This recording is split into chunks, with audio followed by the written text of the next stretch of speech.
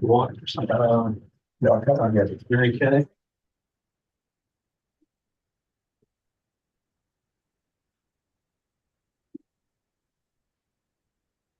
We'll let John get his play going.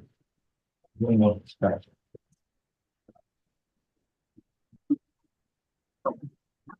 Good afternoon, everyone. Welcome to the Finance Committee meeting.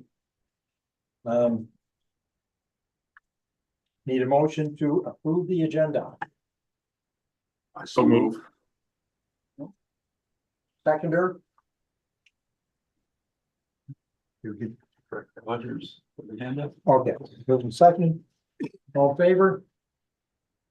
Aye. Motion carried. Thank you. Any conflict of interest?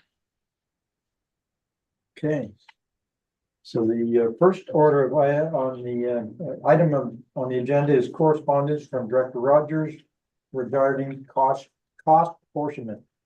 I want to provide some background and a little bit of direction on this discussion before we kick it off. So first of all, the letter was addressed to me as chair, and I chose to bring it to the committee rather than to enter into a debate related to content, which I could have. While the letter provides information related to the finances of the city of Fredericton, I'd suggest that the data is not important to this discussion. I'm certain that the information is truthful and accurate.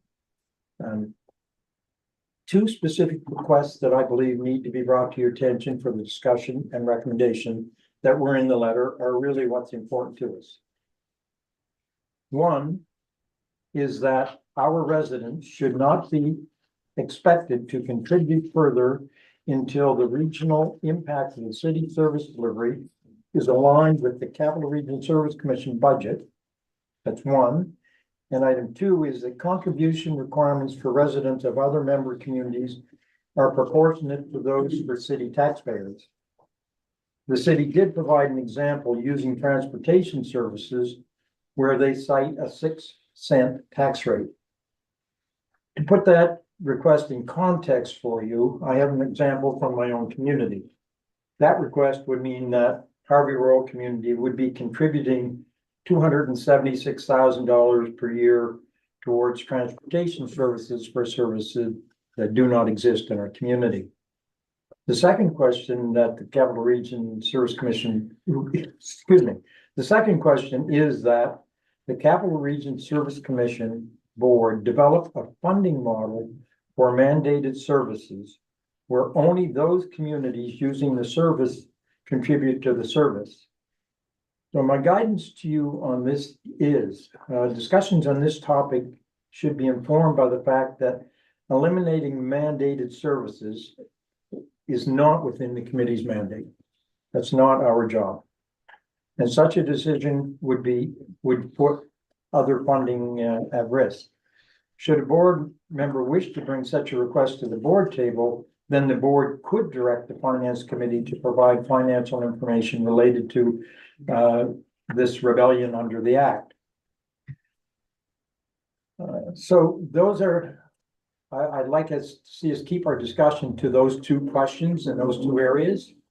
I do have one other item that I feel I need to put before you is that as a disclosure, it's not for discussion and it's not for debate, it's simply information.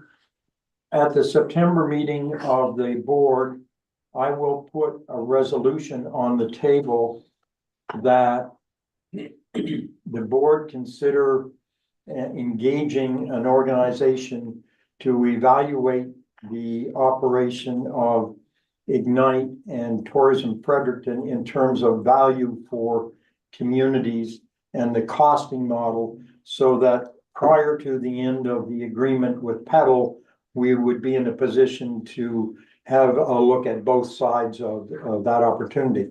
Like any resolution, it may die on the order paper and go no further, but I just want to make everyone aware that I will put that resolution on the table in September.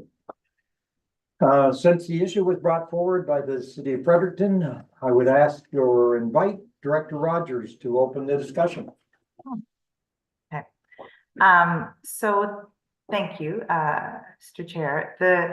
That letter truly was sent, and I think, you would recall we met during budget discussions. Everyone remembers how budget discussions went last year, and I think there was frustration. I won't speak for any other community. On Fredericton's part, there was frustration because we felt that we didn't have the clarity that we needed or to inform our decision, like that we didn't have a complete understanding of where money was going and who was benefiting, and sometimes there were allotments of money that were being made that we just even after question we couldn't get it all rationalized. So we invited staff to come in, and Chair Corey came in as well, and we talked, and part of the discussion went towards fairness and this idea, why, if municipalities are paying for a service in their municipality, should they then be paying the Regional Service Commission again?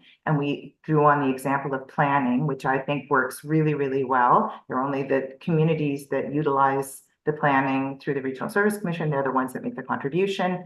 And maybe it would be helpful if some of the other services could be considered in that way too, so that municipal taxpayers aren't paying twice, aren't paying to have the service delivered in their municipality and then paying again for the service to be delivered in the region.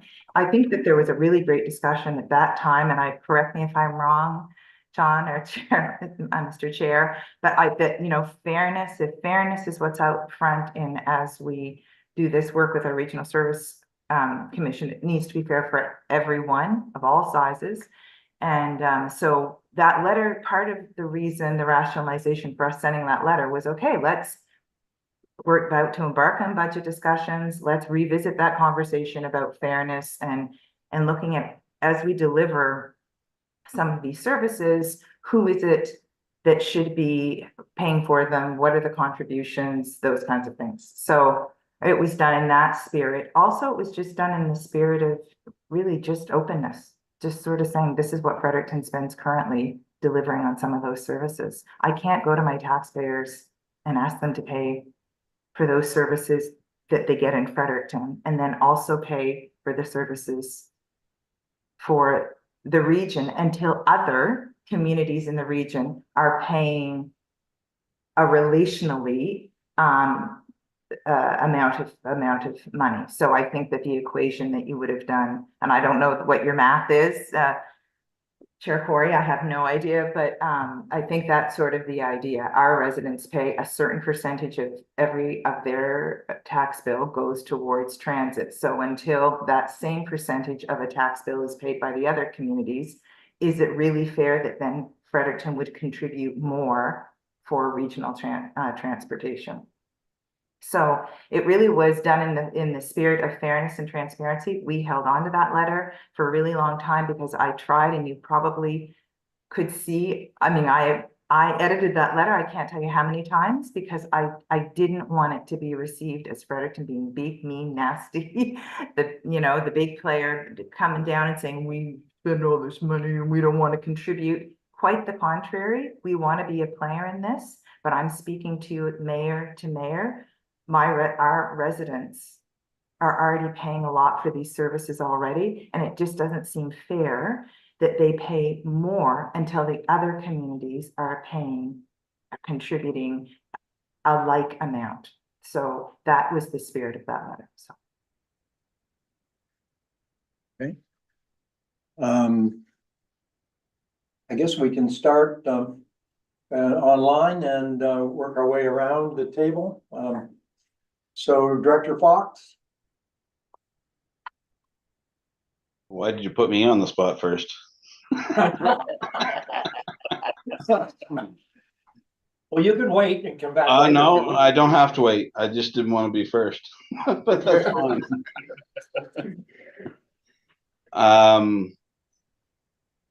We happen to share some of that sentiment, and I'll use our example in economic development. We're one of the few communities, especially small communities in the province, that have our own economic development corporation. And we have paid for the mandated regional. I'm going to use that air quotes because I don't know that the model that we've chosen totally meets with the legislation. We've paid for that, and then we have also made a conscious decision to continue to fund our Economic Development Corporation. And I can tell you that if we had not done that, there are a whole number of activities that would not have happened in the last year, because I know that they wouldn't have been done through Ignite. Okay. Now, I can say we have enjoyed our relationship with Fredericton Capital Region Tourism, and I think, you know, our contribution to that regional tourism piece, we've got probably equal or better value. I think we've got a pretty good return on our investment there. Now, I can't say that for economic development. We've basically had to do it on our own, and we've been successful. And I think so. I kind of share some of those sentiments, and if we had a planner and we had the planning organization, we, you know, in our own community, we'd be looking at that as a separate, you know, that's treated separately and that's treated differently. And I don't think we should be thinking about, I think there's maybe a middle ground somewhere where, yeah, there may be some economic development activities that would be a good fit for the entire region.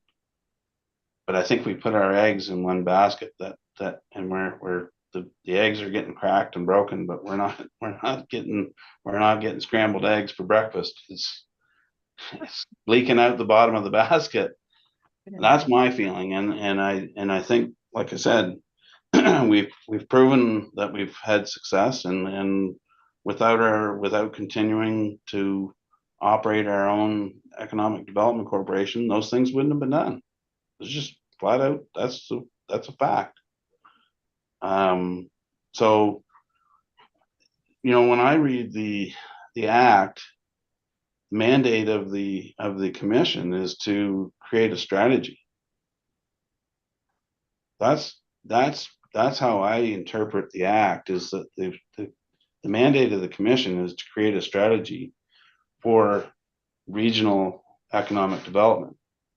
And that could include regional development that's been doing, you know, individually by communities or communities that choose not to have their own Economic Development Corporation, their own activities could contribute to something that's done more regionally. And I think that's development of a strategy. And when I talk to my colleagues in Western Valley, you know, they've opted now to go to a different model.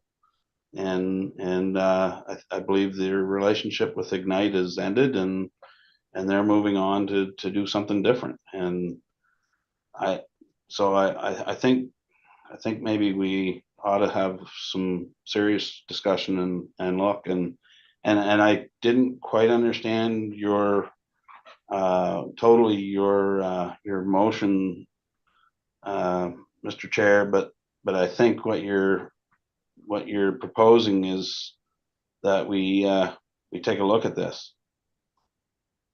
Yeah, can I just clarify that for a minute?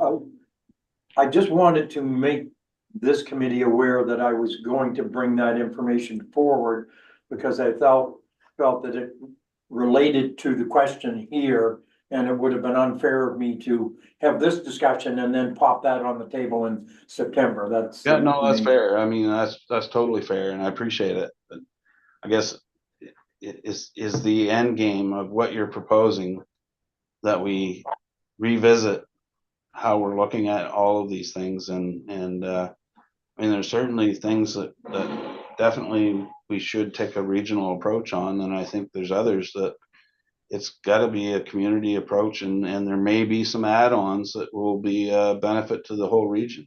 And I'd prefer to spend my time and effort on that than put our eggs in a single basket. Just a reminder, right now we are bracketed by the Regional Service Delivery Act and its specific requirements. Nonetheless, that does not stop any discussion. So, Director Fox, okay? Yeah, you always know. Director Hayward. Good afternoon. If I may, Mr. Chair, I'd like to direct a question to John and to Director Rogers. To their knowledge, has there been any analysis on or even modeling of different costing breakdowns as mentioned both by Director Fox and Director Rogers previous as to what some of those scenarios might look like while still staying with what's required? Do you want me to go first, John? I mean, I would say Yes. we have not done any of that modeling. We know what our contributions would be. Mhm. And I guess it would go, maybe Regional Service Commission staff would look at doing something like that, looking at the mandated services, seeing who contributes what amounts in their current municipalities and what that would look like if other communities then contributed that amount. We have not done it. We just did it within our own community. Okay. To your question through you, Mr. Chair, to Director Hayward and to the members. In terms of an analysis of where we are, really, if you look at it, we signed with Ignite to become effective in January 1 of 23. And so in the last year, there was a whole area of growth there in which they were hiring business development officers to look after various segments of the region. So they clustered them to where they were best suited. My understanding is from in general conversation with members that there seems to be satisfaction with the service from an overall perspective. The act is clear that on shared services that all members must participate in the funding of those services. So within that, it's broke down. There's a description in the act, and then it's broke down within the regulation further on how those shared services are paid for. Primarily, for the most part, it's 50% on tax base and 50% on population. And so we don't have the mandate to change the act or to change that in terms of how we do it. We may look at our structure. We can certainly take an impact statement and look at that at a future, at another point, if that's the direction of the board or the committee. But internally right now, I think in terms of the satisfaction rating or the benefit to community, we have not done a deep dive on any of that kind of an analysis. Okay, and again, that was in no way a criticism of anyone or anything that's in place. I was just curious if anyone had actually dug into that as to, okay, different if scenarios, if this is removed or this is applied, or if it can be, which would actually be another legitimate question, what that would look like and what that impact would be on the other outlying communities as well. That's all I had. Thanks. Further questions or comments then? Dr. Fox. Yeah, I think to John's point, Mr. Chair, I think where we could focus in on is what services need to be shared, which services do not need to be shared. And look at it exactly like the planning and development services. And if there's a portion of if there's a portion of the services that we're completing ourselves as a community, then it's not shared. It's something different. And if there's a portion of that is shared, well then we pay in proportionally.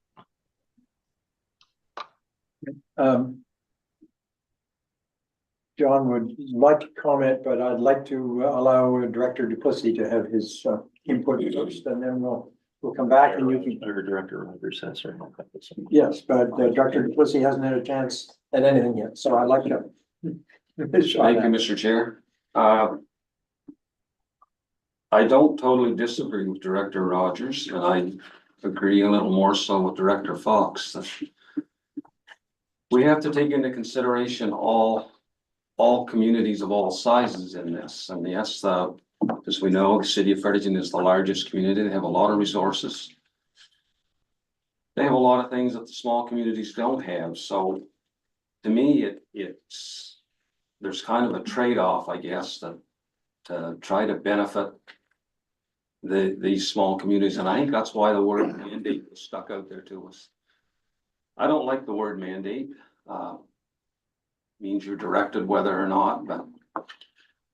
And in saying that I did agree somewhat with Director Fox is we should be able to have these services as we see fit for individual communities.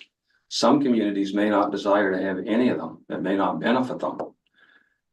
Some may decide that a few of them benefit them. And this goes back, it's mandated, it comes from the provincial government, and I think that should be, I think we need to go back and have this revisited. I'm sure other service commissions, and out of the 76 municipalities, there has to be questions similar to this. I just can't believe that there isn't. That this one size doesn't fit all, because there's a variation. I mean, we look at Tracy with 600 people, give or take. We look at Fredericton with 67, 68,000. There's a huge difference and things aren't the same. And like I said, as Director Rogers said, we should be paying for what we need. Yes, I agree to that. To some degree, I agree with that. And Director Fox, what's good for our communities. So.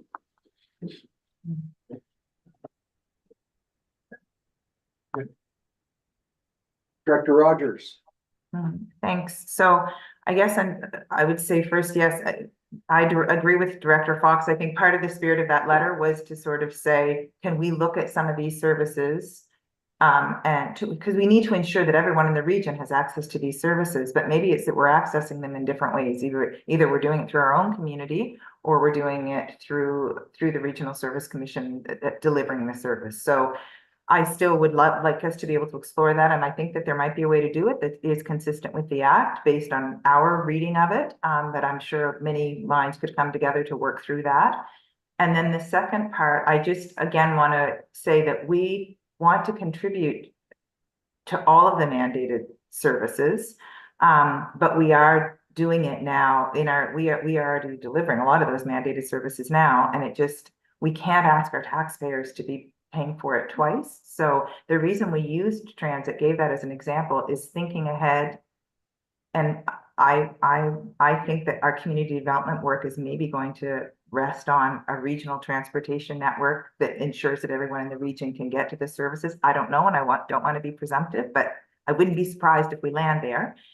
And if that's the case, we're just saying, okay, so residents of Fredericton already pay 6 cents to ensure that they can get throughout the city. So they're getting throughout their region. So until people in Hanwell are contributing an equivalent amount, it doesn't seem fair that Fredericton, like once that all happens, then if there's a bigger bill, then we'll pay more again. It's like the tourism stuff, right?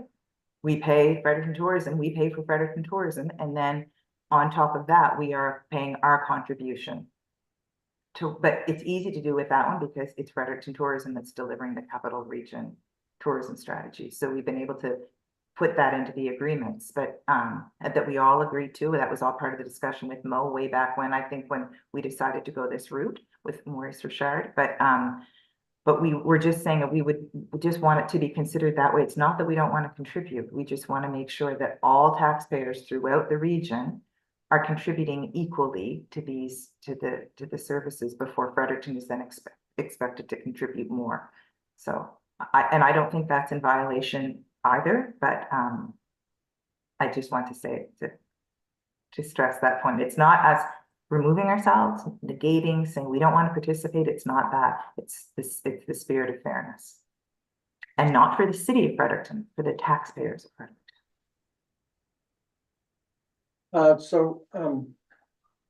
Ask John to make, few comments on this, but before we do that, we have to remember that our mandate is related to economic, financial issues, and that's so, and we are currently straying into governance and government relation and other areas where, so today it would be nice if we could come to some consensus about what we will say back to the board in terms of the issue of the issues that we've discussed. But I would say that our discussion has not been purely a financial and a finance committee discussion, that we have been, because of the issue of the act directing us, that it's more of a governance discussion at this point. So, John, I'll let you. So thank you very much, Mr. Chair, and through you to the members. You know, just in terms of, talking about strategies and delivery of service, 3.2 of the Act, Commission shall develop and implement a regional strategy in accordance with the regulations, which shall establish priority services and actions with respect to regional economic development, regional community development, regional tourism promotion, regional transportation, regional infrastructure, and any other matter provided for by regulation. And when we're looking at common services, if we look at section 4 of the Act, 4.1, it says unless otherwise provided by in this act, all common services shall only be provided to members of a commission by or through that commission. And it goes on later to talk about how they're to be, those services are to be delivered. And of course, 19.1 of the Act and 16 of the regulations talk about the apportionment of cost. It's very prescriptive. I think what the board may, or the committee may wish to consider is how they would like to, present to the board their concerns in the manner in which they would like to maybe, if this was so the desire of the board and approved, how they would want to approach that especially with the government of New Brunswick, especially the Department of Environment and Local Government, because at this point, I do not believe that there's, I haven't heard of any from other commissions. There are other commissions that, yeah, they've had the same similar discussions and same things, but the apportionments of cost, the delivery of service, how the service is delivered is prescribed in legislation, and that's what we're living by right now. So I don't want to be a naysayer. I just want to be able to give you the proper information so that we're not debating something that we can't do in the future. Thank you, Mr. Chair. Director Corey. Director Hayward. Director Hayward? Thank you, Mr. Chair, and kind of touching on what multiple points that have been made. And the reason I asked the question is, what are we actually able to do on that sense? And the reason I mentioned the analysis or even modeling, it's not, I don't believe it to be a single one-line item. If we remove X, it'll only impact one line on everyone's budget across the board. I believe it'll have an impact on multiple. I don't know that. I haven't done any analysis on it. I haven't done any modeling of that whatsoever. I can't speak to that for certain. I just wanted to put the question out to the group in the event anyone had looked at any of those options. Thank you. Thank you, Mr. Chair. Director Hayward, to you and to the board, or to the committee, sorry. I can certainly raise that question with colleagues on our next call just to see if anyone has taken an approach like that and report back. Thank you. I would appreciate that. Any, Director Rogers, is that it? Yes, it is, and I'm afraid it's not regarding this item. I was gonna write a note, but I couldn't find the notes on this. I have concurrently, what's happening right now is a governance and civic engagement meeting at the city of Fredericton, and I've missed the first half of it for this meeting because I thought I wanted to be part of the discussion to try to explain the letter, but now I have to leave and I'm very sorry, but I have to excuse myself because there's an item on the governance and civic engagement that they require my input. So I have to leave the meeting and I just want to say goodbye to everyone, excuse myself. So before you leave, what I'm hearing is that it's likely that this committee will be making a recommendation to the board that some consideration be given for doing some review of the model that we have in opening dialogue with government. I can't quote what they'll say later, but that seems to be where we're headed, so. Thank you very much and have a good afternoon. Thank you for Thanks, your input. everyone. Have a good afternoon. Goodbye. Sorry to have to leave. Sorry. Bye. We see tourism and the economic development are two of the largest, most advanced of the 6 mandated lines. Planning aside. How do we get to where we are on these two with the other 4 if we're not funding it and trying to develop, whether it be the city of Fredericton looks after tourism, Ignite looks after the economic development. So for the Capital Service Commission to find somebody to look after transportation or some group or some cooperation, we don't have anything set up to find that. If we don't finance it, it'll be hopeless. Like, I just don't think we're there yet. I think we're beating something around, especially transportation, because we're not there. Through you, Mr. Chair, to the members, Director Plessis, we are embarking, we just received some funding from the Regional Development Corporation. We've received some funding from the province of New Brunswick to help assist with it. And we've had money set aside within our budget to develop a regional transportation plan, to have a look at that. We've actually signed the contract just recently. And we'll be talking about that as we're moving forward, but that'll bring in that process to the region. All of the entities will be involved in that, including the city of Fredericton. And all of our members will have a voice to be able to see how that shapes and what that looks like. And at that point, when we're done with that strategy, and I can let Brett speak to it, he's more intimately involved with it than I am. But when we're done with that, we can look at that and then start to real cost and start to look at what that looks like. Where a lot of the mandates we heard last year, or at the January forum of this year, that we don't have to do everything at once. We don't have to try to do everything. We're working our way there. We're working our way there. So we're doing it step by step in a positive, proactive manner that's fair and equitable to everyone, to try to make sure that those services that we look at that in what is the best service delivery for this region as possible. So we're looking at it from that perspective, and I just want the committee to know that. We're looking at all the other mandates as well. Just this week, we met with our community development committee. That's actually chaired by Director Hayward, who's here with us today. And Don is the senior lead on that. And we were on that meeting.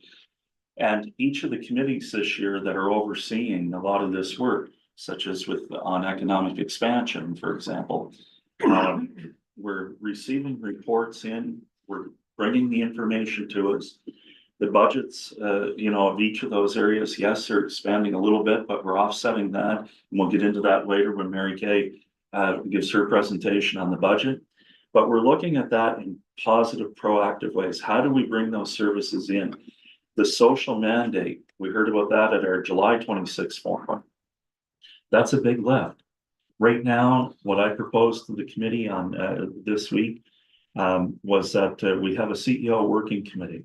I'm meeting with some internal and external folks to sit down and see what that would look like, bring that back to the committee and say, you know what, this is the way that we should develop this. So we bring those forward, then we apply to the government for that assistance that we need to get these off the ground and up and running. And we try to do that in a very pragmatic way so that we're keeping aligned with the interest of the communities and the interest of what the mandated services are. I know you don't like that word, so I'll try to use it. The services are that we've been bestowed. And anyway, but we're trying to do that in a very it was easy with tourism and economic development. There was agencies that were existing. It wasn't that the negotiations were easy. I was in on the tail end of that. And I give my colleague Brett tons of credit. Those were difficult negotiations. They came in, I was at the tail end of it, and they were still difficult, even at the right down to the 11th hour of being signed. But the thing is, we have those are organizations that were up and running. We look at just simple things. A Capital Region Tourism went from having about 145 offerings to over 300 for the region. I look, Director Fox, you've heard me bragging on this before. You look at tourism, and in all fairness, Ignite got behind the Pro Bass tournament this summer or the bass tournament and black bass fishing tournament, I believe, Director Fox, is what it was called in your community. Those two agencies get behind that.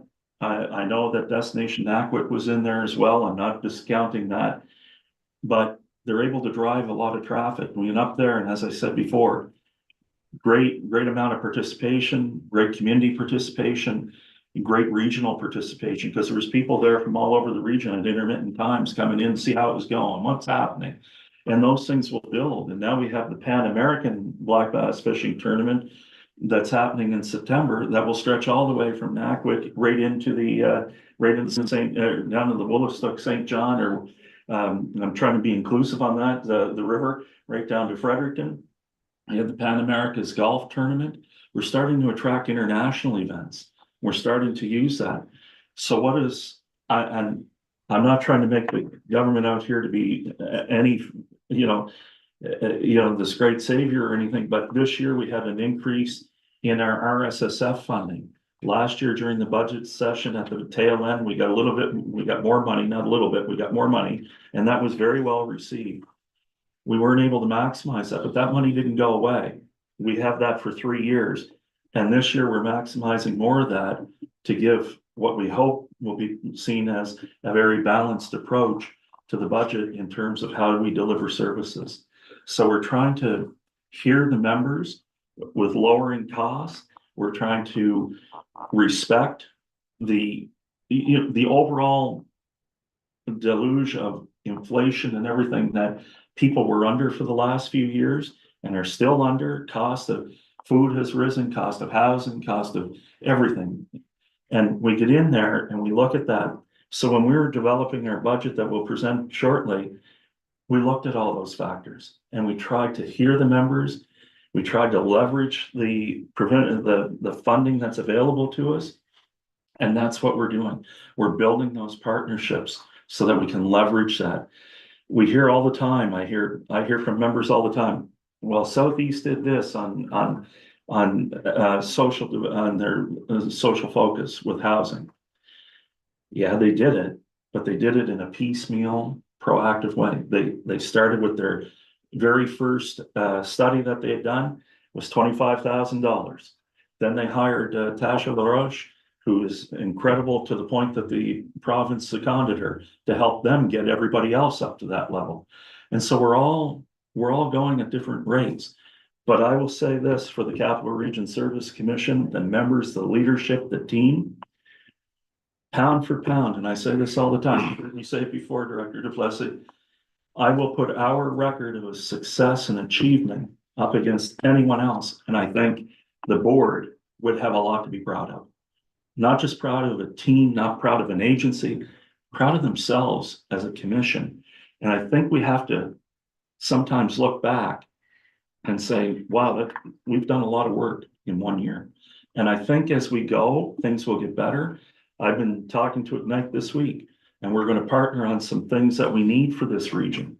One of those things that we're early on in the discussions about is around physician and healthcare recruitment. We just met this week with the new primary recruitment team for Horizon.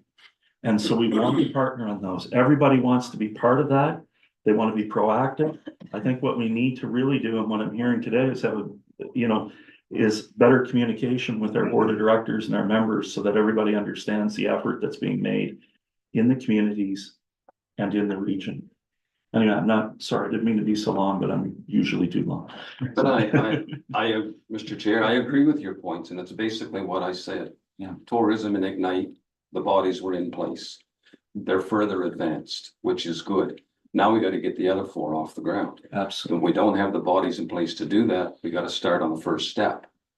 And like I said, we can't do that unless we put financing into that. Mhm. Is the only way it's gonna move ahead. Yes, we expect a lot more from the province than what we put in it, but it's still gotta have the funding, and I commend you on what you have done and what you're working on to try to get these advanced with your team. Mhm. But I do agree with what you're saying, and I think we're saying the same thing at the end of the conversation, so. Yours is much shorter.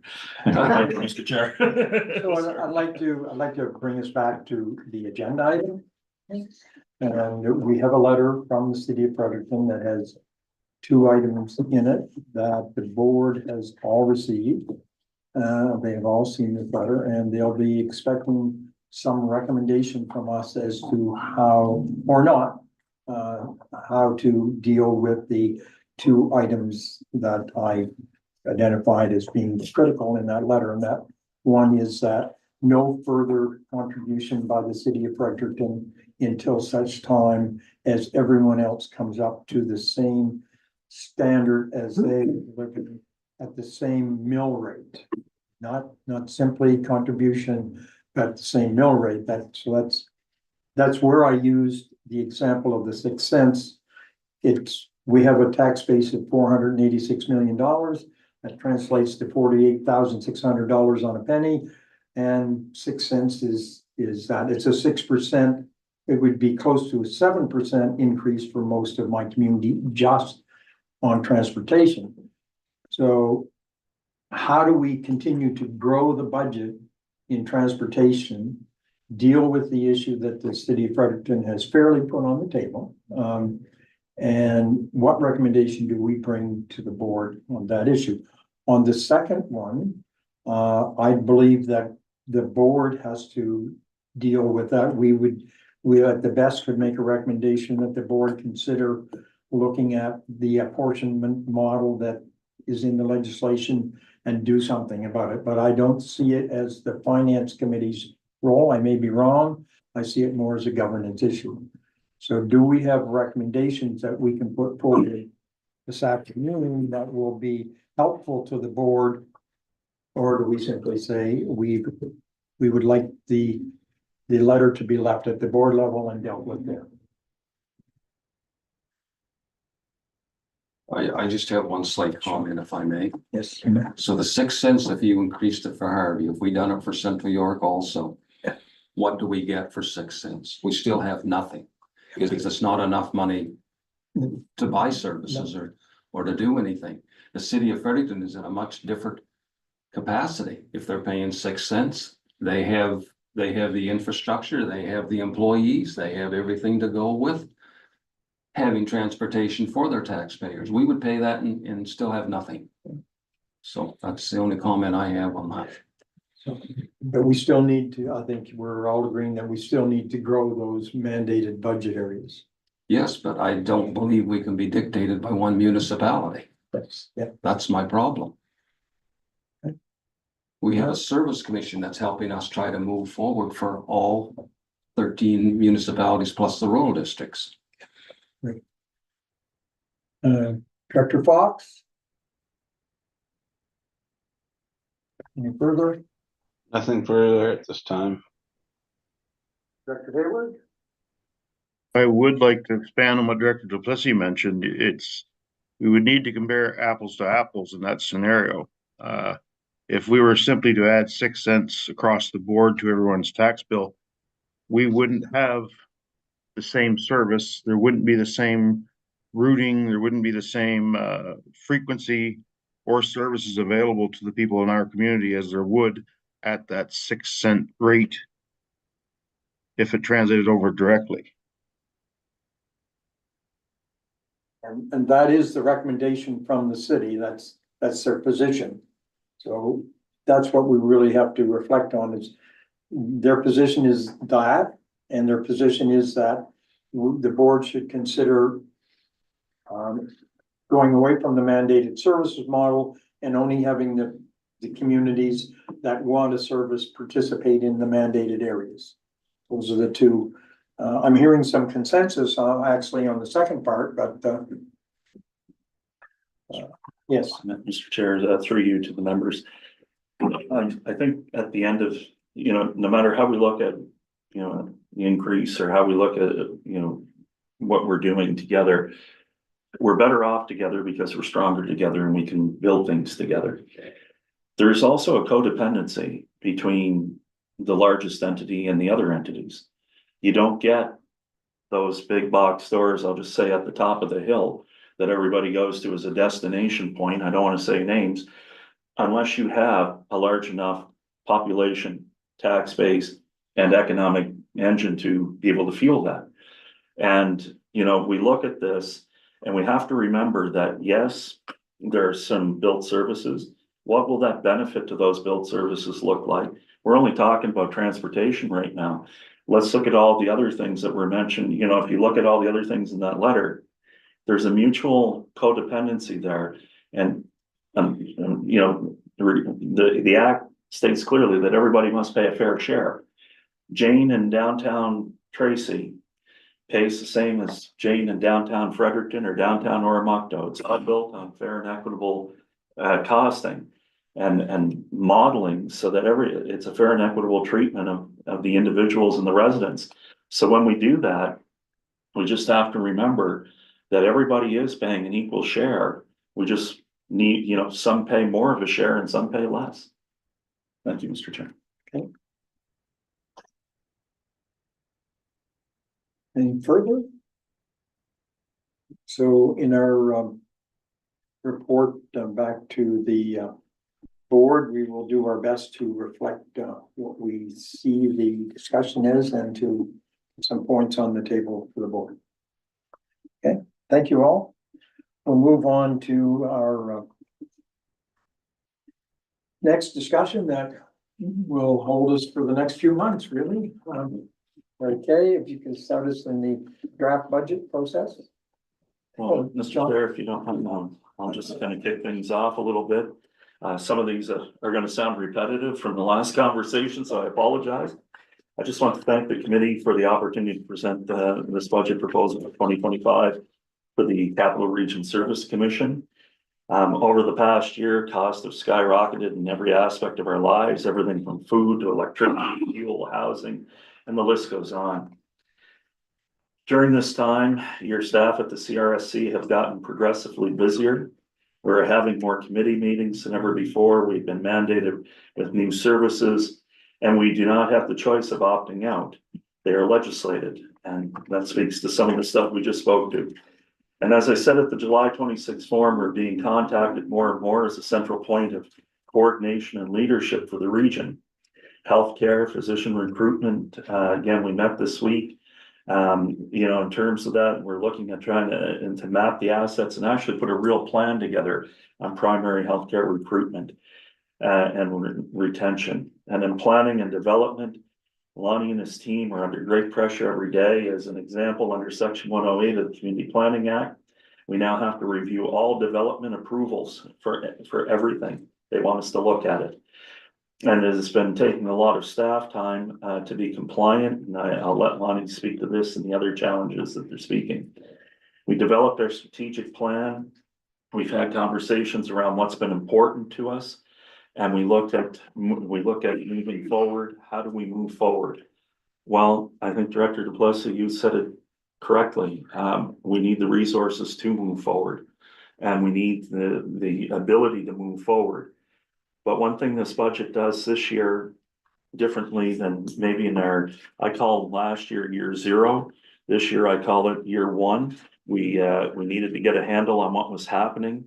We wanted to hear our members, and we were given quite a daunting task to bring all of this online and deliver on it in year 1. So I'm calling this really year 1. Last year was year zero, where we're finding our legs, finding out. You know, I always say the first 2 weeks of a new job is the headache period. Well, the first year of a new job is a headache period to get it right. But I think staff have done a wonderful job at trying to craft something here today. And we hope that it will meet with your approval. And we're open to comments and constructive conversation. And as I said before, I just want to make it clear. When this is received by the committee and promoted by the committee, it becomes the committee's budget. It leaves, then it becomes the committee's budget. We all have to promote this together. And then when it leaves there, we take it to the board and we promote it to the board. We will be providing a briefing to the CAOs, but only after the board has received the budget. And this is not to be argumentative or difficult. This is to avoid what we did last year. I'm not saying it was the fault of the CAOs. We were all new and learning. Well, we've learned and we have to follow a process. And this is the process that we will be following this year from an operational standpoint. So I thank you, Mr. Chair, and I'll ask you to turn that over to our Chief Financial Officer, Mary Kay. Thank you very much. Hi, everyone. So just to give you an overview of what this budget entails, so from a fee member charge point of view, so for the new mandated services that we now provide, what we are proposing is a decrease of $377,000 from what was paid by the members last year. That's an average of about a 15% decrease for each of your member communities. And this is made possible through additional regional services support funding that we will receive for 2025, as well as we now have second previous year surpluses that are coming online in 2025. So that's allowed us to reduce what the members need, plus leverage additional RSSF, which we didn't have before, because the second year previous surplus is part of our contribution toward the cost. For planning and development, this is the one area where we are proposing an increase, and that's for participating members. Overall, that increase would be just under $174,000, and we'll see how that affects each municipality as we go forward. And then for solid waste, we are proposing that the tipping fee remain unchanged at $104 per ton. So for the new mandated services, this is a summary of what each of the members would pay. You can see towards the right, if you're looking at this screen, total member charges for 2024 were 2.5 million. For 2025, they would be reduced overall to 2.149 million, or overall a 377,000 decrease. And that means a decrease across the board for each different municipality. And you can find yours up there and see what that means. Obviously, Fredericton, with the largest population and tax base, has the biggest decrease of just under 211,000, and then right down to Tracy for a decrease of $873. So it's important to note that we've talked about this already in the meeting. The Regional Service Delivery Act does specify how we allocate the costs. So for tourism promotion and economic development, it's based on the member's share of the tax base.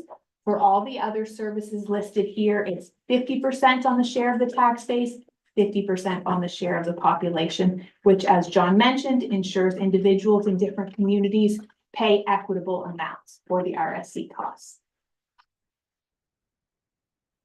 So the first budget that we'll look at is corporate services, and corporate services are the expenses that support the entire commission. So what that means is it's not division specific. It's not solely related to solid waste. It benefits solid waste. It could benefit planning and development. And so those expenses are allocated out to the various divisions to pay for. So when we look at each individual fund's budget, you're going to see a line that says allocation from corporate services. That's what this expense is. It's allocating out to be paid for. So the drivers in 2025 is we are a growing organization. So we're going to see some of the costs associated with corporate services increase. For 2025, we've included an additional contract employee, which would be a governance officer. And that role would help with the various committee requirements that we're having. We're also increasing board costs, which are reflecting actual meetings being held. You're a very busy group. There's lots of meetings. And so the costs are reflecting that. We have established a public relations budget in 2025. It was previously very small. But we were able to do some public relations work through funding that we did receive for transition funding from environment and local government. So this will just allow us to establish our own budget going forward. And then included is rental costs for a new office space. As you are all aware, this office space we've outgrown, and so we've included additional costs with regard to a new space. So these are the actual numbers, and I'll go down and I'll highlight the increases from the previous year and kind of give you an idea of what is driving those. We've already talked about them high level. So salaries and benefit, if you look at the 2025 column, you'll see we've budgeted just under 1.3 million. That's an increase of 106,000. What's the reason for that? As we talked about, we've included a contract employee governance officer and the CPI increase for current staff. So for CPI, we have used 3%, and that will impact the salaries and benefit as well as the honorariums for the board members. For governance, our total budget is 120,115. That's up just under 30,000 from the previous year, and you can see we do have increases to honorariums, so that reflects the number of committee meetings and board meetings that we are currently seeing, as well as that CPI adjustment that I just talked about. We've increased our meetings budget by 4,000, which allows for those external forums that we hold at the Woo Conference Center of the board for information and brainstorming and all of those good things. And then we've also increased training and development by 8,000, which would include learning opportunities for board development. So on the next page for the administration expenses, overall, we're budgeting $428,021. That's an increase of 130,000. The major drivers there is, as I mentioned, we are establishing a public relations budget. So we've set $20,000 for 2025 for a public relations budget. And the other one is the increase to our rental space. So rent is split in this location between planning and development as well as corporate services. So we've done the same thing with a new space, but corporate service would take on more of their share because we will have more employees. Currently, we have some corporate employees that don't have space in this office, so it's not included. So that's why you're seeing the jump there. So it's about $100,000 increase to corporate services for the rental of the new space. We have slight increases to our telecommunications and translation, which just reflects what the actual operations are showing. And then our HST is driven upwards because of the increase in the other expenses. So overall for corporate service expenses, we have a budget of $1,847,000. So as I mentioned, this budget is then going to flow out to the other budgets. So as we go through, you are going to see increases to the allocation from corporate services. But when you think back, think one additional employee, additional rental space, and the increase to the board honorarium costs. Any questions? I'll just pause there for corporate services before we get into anything else.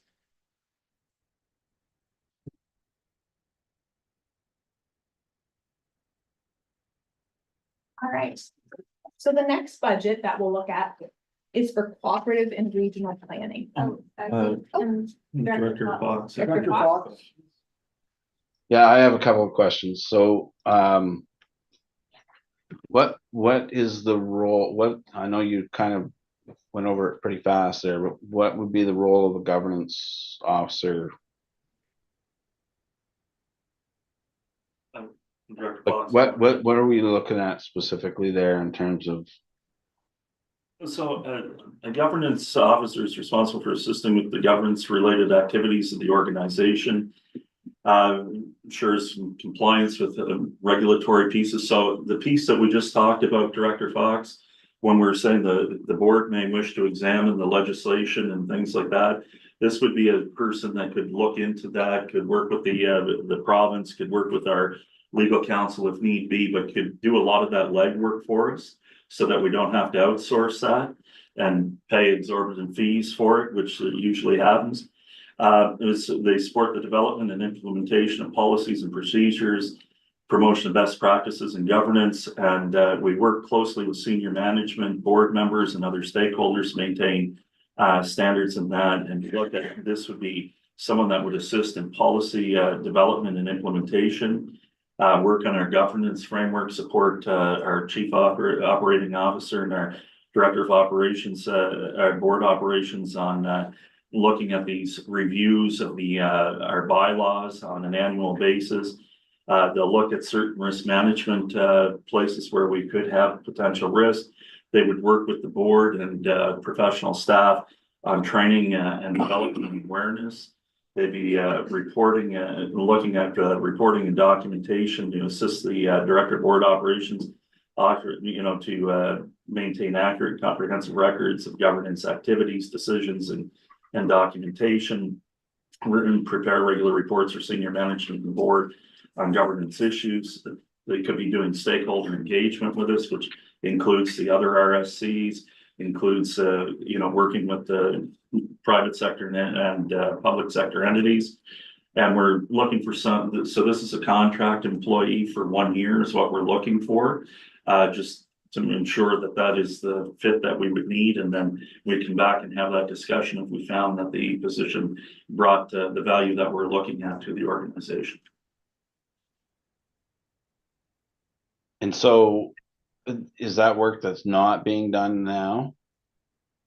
It's parts of pieces of work that happen, but sometimes we're not able to be as proactive as we would like for the board or for the committee. So, to the point that was brought here today, we could have been doing some of that exploratory work within the regulatory framework and the legislative framework in advance. But I'll be honest with you, it's busy and it's hard to get that stuff done internally right now. Yeah, and I understand that, and I guess with any organization I'm involved with, I work with a fixed budget, and there's lots of times when I'd like to have more people, but I just don't have the luxury of adding them in whenever I want. Anyway, that's my point on that one. The other question I had was on honorariums for directors, and I know that that includes a CPI increase. I personally, I prefer to look at a different model when it comes to honorariums. I don't like voting myself a raise, and I think I would even go so far as to say that I've been toying around with this in my head for a while, is that give the communities and or directors in the option of deferring honorariums, and if the agreement is made at the beginning of an operating year, that honorariums be deferred, that those honorariums be refunded to the community. Through you, Mr. Chair. Yes. Through you, Mr. Chair, Director Fox. The honorariums are part of the bylaw of the commission, and if you'd like to undertake, sir, to garner, I guess, consensus as to where, if that is something that the board should wish to pursue, it'd be brought to the annual general meeting. It was raised last year, but yet nobody brought it forward for consideration at the annual general meeting. So that's when that would be. When that would be. That's fine. As far as increasing the rate, is that part of the bylaw? Is that it's a CPI increase, or is it just the honorarium amount? No, the CPI increase would be part of the overall package for the honorarium. Yes. Yes, but is it built into the bylaw?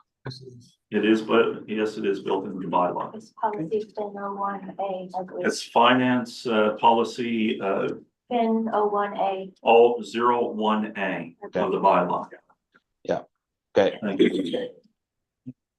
Okay, any, Dr. Casey? Through you, Mr. Chair, just on the planning and development, service charges. So am I reading this right when actually they didn't increase any, even though they're up 173,000, it's because of tax base?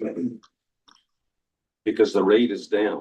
That's correct. And we'll get into that budget a little bit later and we'll explain all that, but yes, that's as a percentage of your tax base, it's actually. So it's not a raw increase, it's paying a little less and our tax base is the reason we're paying. You're more paying, dollars. you're paying a little bit more, but your tax base as a percentage is actually decreased. I think it was 3.62 and it's down to 3.5 something. 5.7. Yeah. Exactly. Yeah.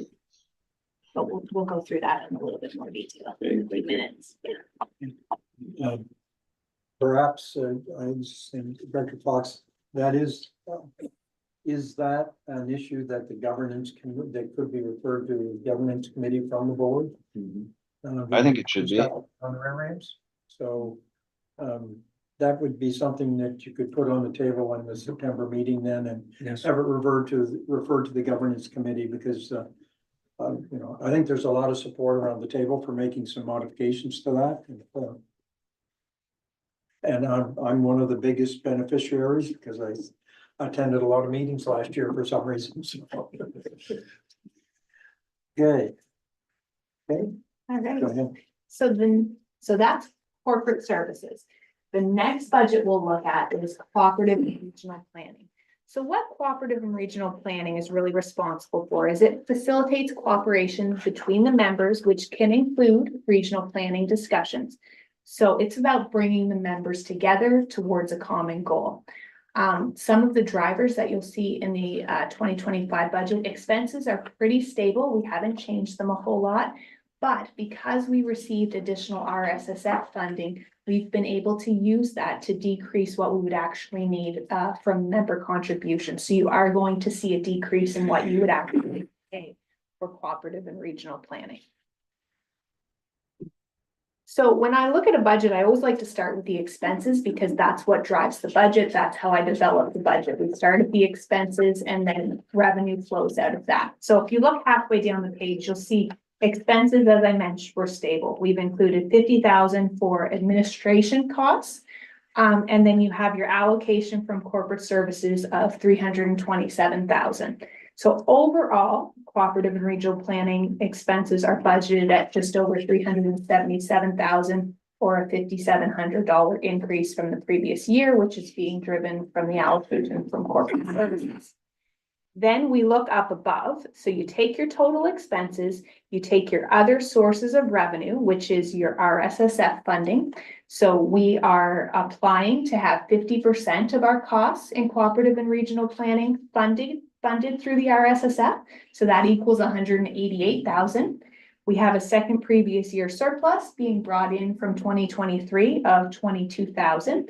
So the expenses less those two amounts give you what the member charges would have to be in cooperative and regional planning. In this instance, it's 166,139 or 177,000 decrease from what you had paid in 2024. And again, that's because we do have the RSSF that's helping to lower those fees that you'd be responsible for.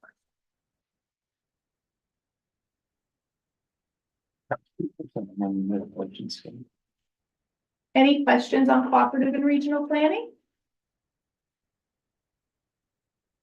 I think we're okay. So the next budget is tourism promotion. And tourism promotion and economic development are pretty straightforward because we do have external service providers that provide those. So for 2025, we have the contract with the city. It reflects the CPI. Yeah, so we've seen a slight increase there. And then in talking with the committees, it was proposed that we include an additional 15,000, which would be a contingency or to be used at the committee's discretion should some activity arise. There would be some funding available. So that's what's included in the expenses. And then we have applied the RSSF funding which has allowed us to decrease the member contribution.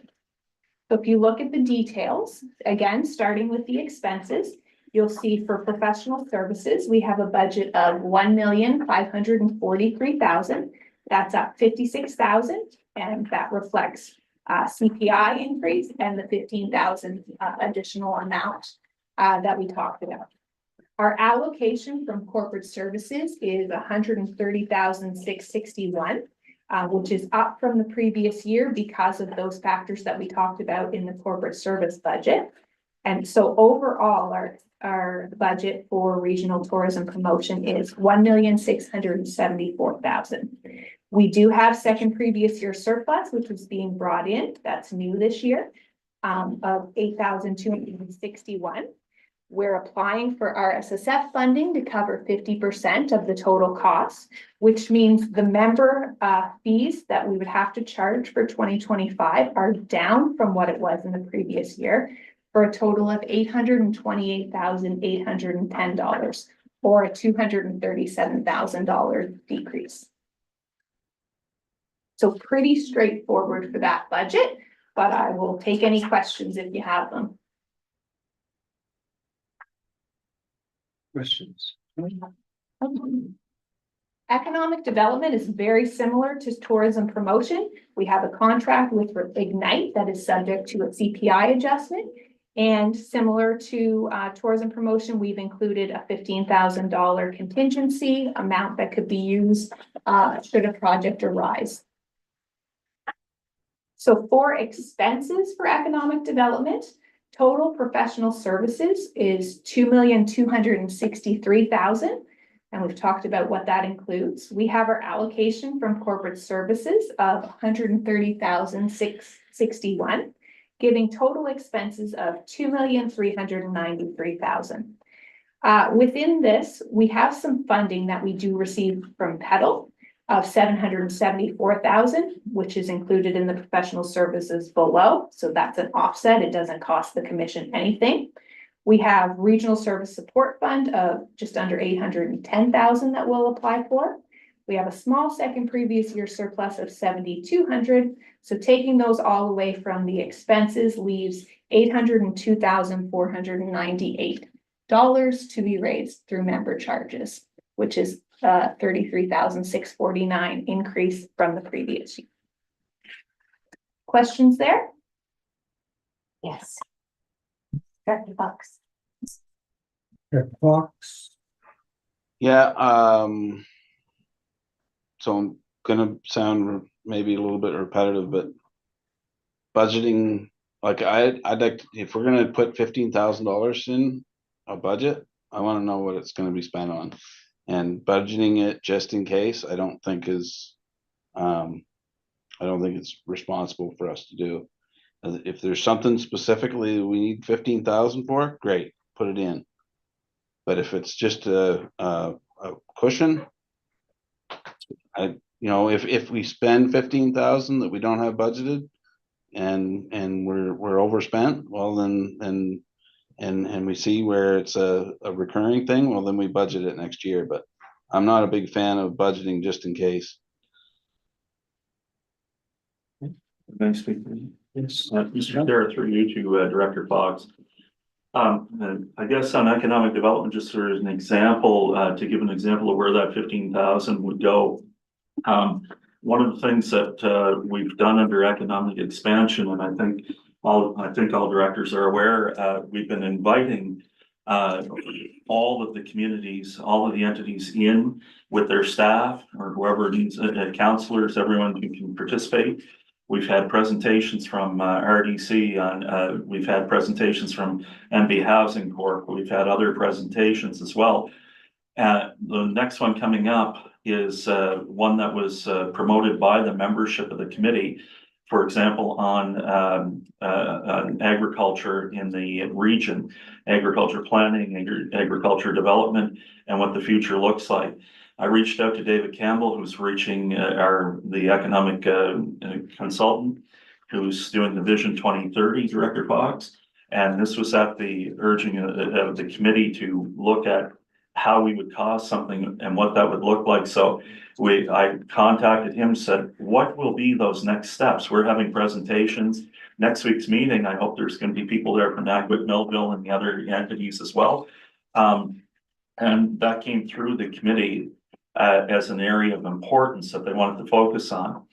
And so when we polled them, they said, let's do this. So I called David. I said, David, what's that going to look like? So we're having next week presentations from the Agricultural Alliance of New Brunswick, which was referred to us through Director Duplessis.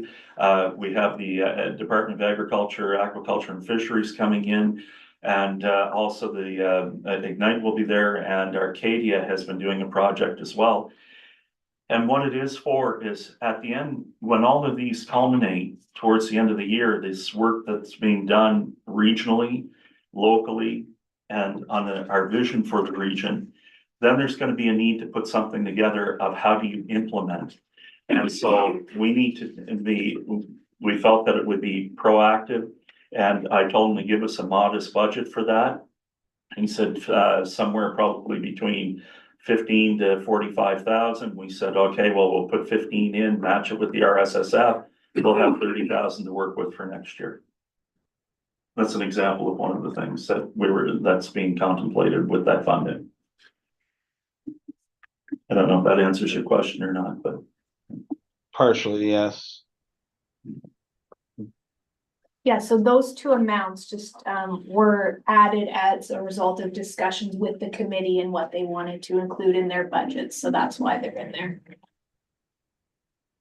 So should we just give them a name tag and put them in the budget?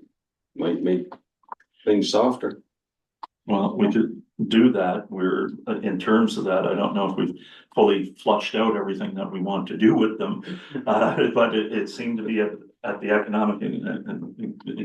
Economic Expansion Committee, there seems to be a lot of work around tourism and economic development, as you know, Director Duplessis. These are where these are being driven out of.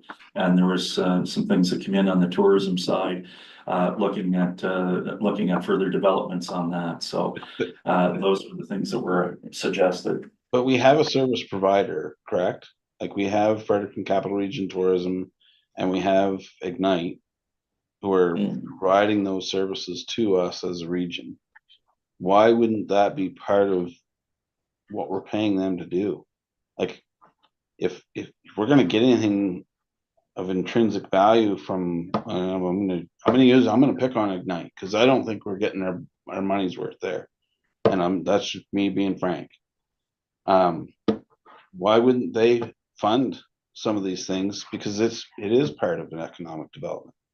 And I don't mean passing the offering plate twice, because that's, we were invited to a function here recently, and it was so much a table, and we didn't go, and the reason was I'm already paying for Ignite to do things like these. I'm not going to pay twice. So I guess that's where I'm coming from, is if we've got a service provider and these are things that we want them to provide for us, then why isn't it part of that? Well, they came in April and presented their work plan for the year. This wasn't on the radar at that particular point of time in the juncture. They've developed that. They developed their KPIs. We focused on that. The board approved that plan. And this was something that came up organically about what does the committee want to focus on? We'd asked the committee, there were several suggestions, and it seemed to hone back that the most logical one, for example, on economic expansion, was around agriculture, development and agriculture, the future of agriculture in the region. So it was felt that if we had some funding to do something that was proactive for the region, then we would look at that and develop that within the committee structure to be able to have some funding to be able to do that work. So, I mean, there's, I guess, a legitimate argument, Director Fox, is maybe looking at the planning for next year when we start to look at these things for 2026, looking at how we incorporate that into the budgets at that time. Yeah, or make our request for our service provider to provide for that. Well, we can certainly have those conversations. Each of the mandated service areas, we had conversations with the committees and the board and the chairs to ensure that we were aligned with what we felt we could do. I guess part of what I heard on the other side of that was, with 15 to 30,000, would that be enough to actually get a good start on something? And according to our economic provider, or the economic consultant doing the Vision 2030, it was. So I don't know. I've heard both sides of that coin, and we're looking at this to be able to do a regional proactive in terms of that. So from the commission standpoint. Comment there. So Director Duplessis' comment, though, I think is that we can put it under a title that makes more sense, I guess. And then whether that's planning and development, or whether it's I don't know what the name is, but we will in our own community, we'll set aside funds for that. We don't know what we're going to do with them, except that we know that we need to do a lot of work with our business community in developing stronger abilities to do finance and planning and contracting. And we haven't got that worked out yet, but we have a number for it. When it's under training and development is where it'll show up on our budget. Because it has a name. It has a name, and that's where we understand where we expect to spend that money as well. So I think that's what I'm hearing from Director Fox and Director Duplessis. I'll also take the comments back to the Ignite board, what I've just heard from Director Fox. You can add us to that list. And to that, Mr. Chair, if you don't mind, to that point, I think, it's like you said, we'll put a name on it, but that name may change. Sure. We may only use a portion of that and use it for a different piece in terms of that, and that would be at the direction of the committee, so that we can do that work. And That's fair. I think that's what we need to do then. Okay, we'll do that. Perfect. Director Fox, would that, oh, sorry, Mr. Chair. Director Fox, would that work? Does that make sense? Well, you can call it whatever you want. I guess it's, I'll stand by my comment. If we have service providers that are looking after that mandate for us, then I think it should be under their responsibility, whether we have to readjust their work plan or whatever the case might be. But yeah, it's just, we're adding more to an already pretty lucrative budget, right? And that's the comment I'll take back to the Ignite board, as I stated.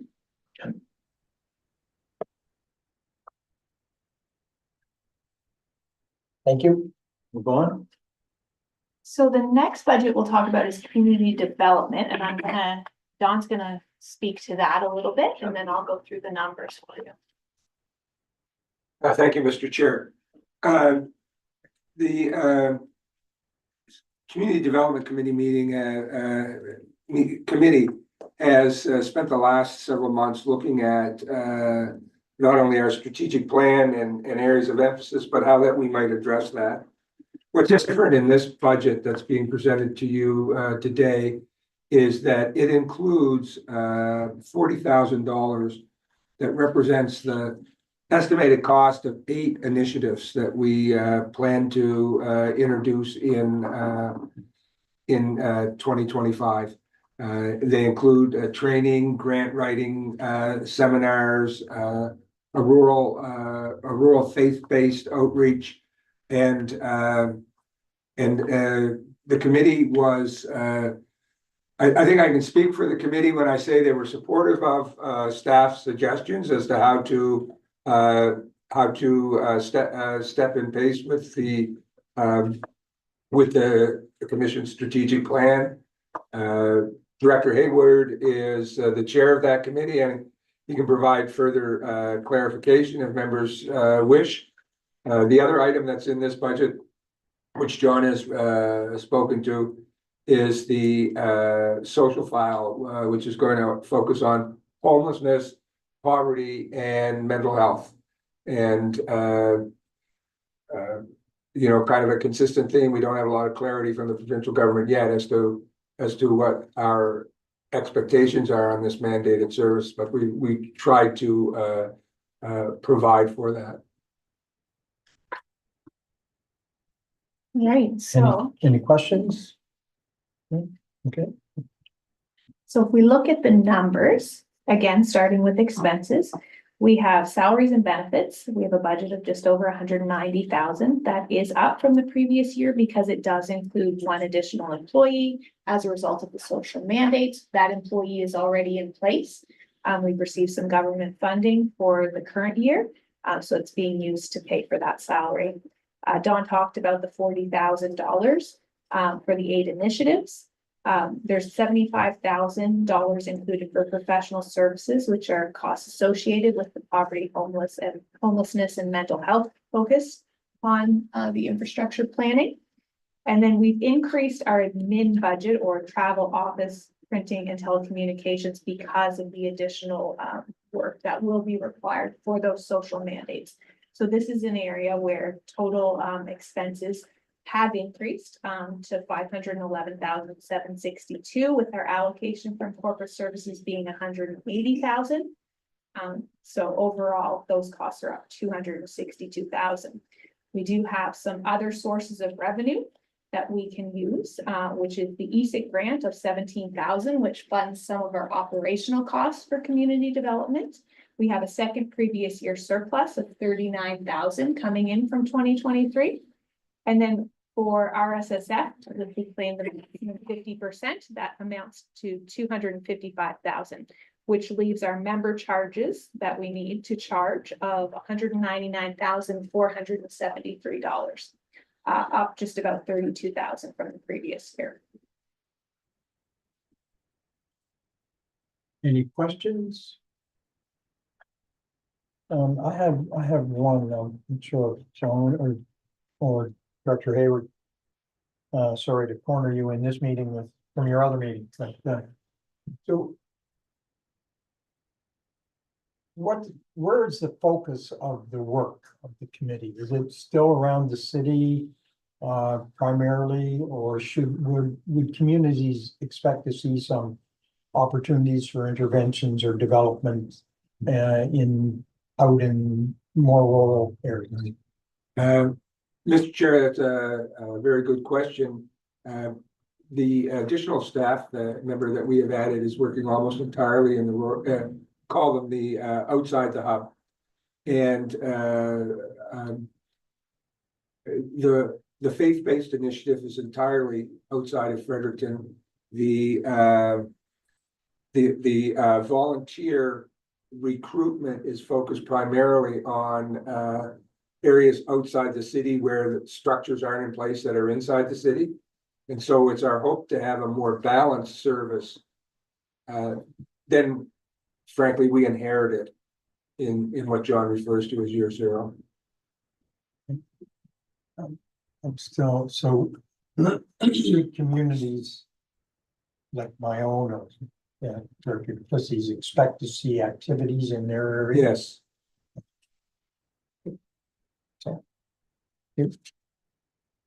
Very much so, Mr. Chair. I'd like to speak to that a little bit if I could. One thing that I really feel that this area has a far more structured plan than what we've looked at in the past, versus just saying we'll have some funding in this area. There's actual steps and game plan in place for this funding. And that's all laid out in the community development strategic plan. So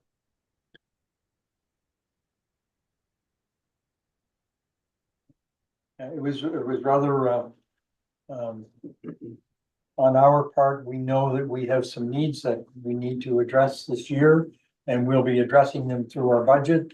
And if there's some support out there, we make it a lot easier, because we have no ability. We'll have money, but we will lack the ability to move the agendas forward. So the next budget we're going to look at is regional transportation, and Brett's just going to give us a little update there. Sure, thanks, through you, Mr. Chair. This will be short and sweet. Really, two major changes in this budget. The first is a slight adjustment on the expense side to reflect the actual costs of the urban rural rides contract. And the second is an adjustment in the RSSF.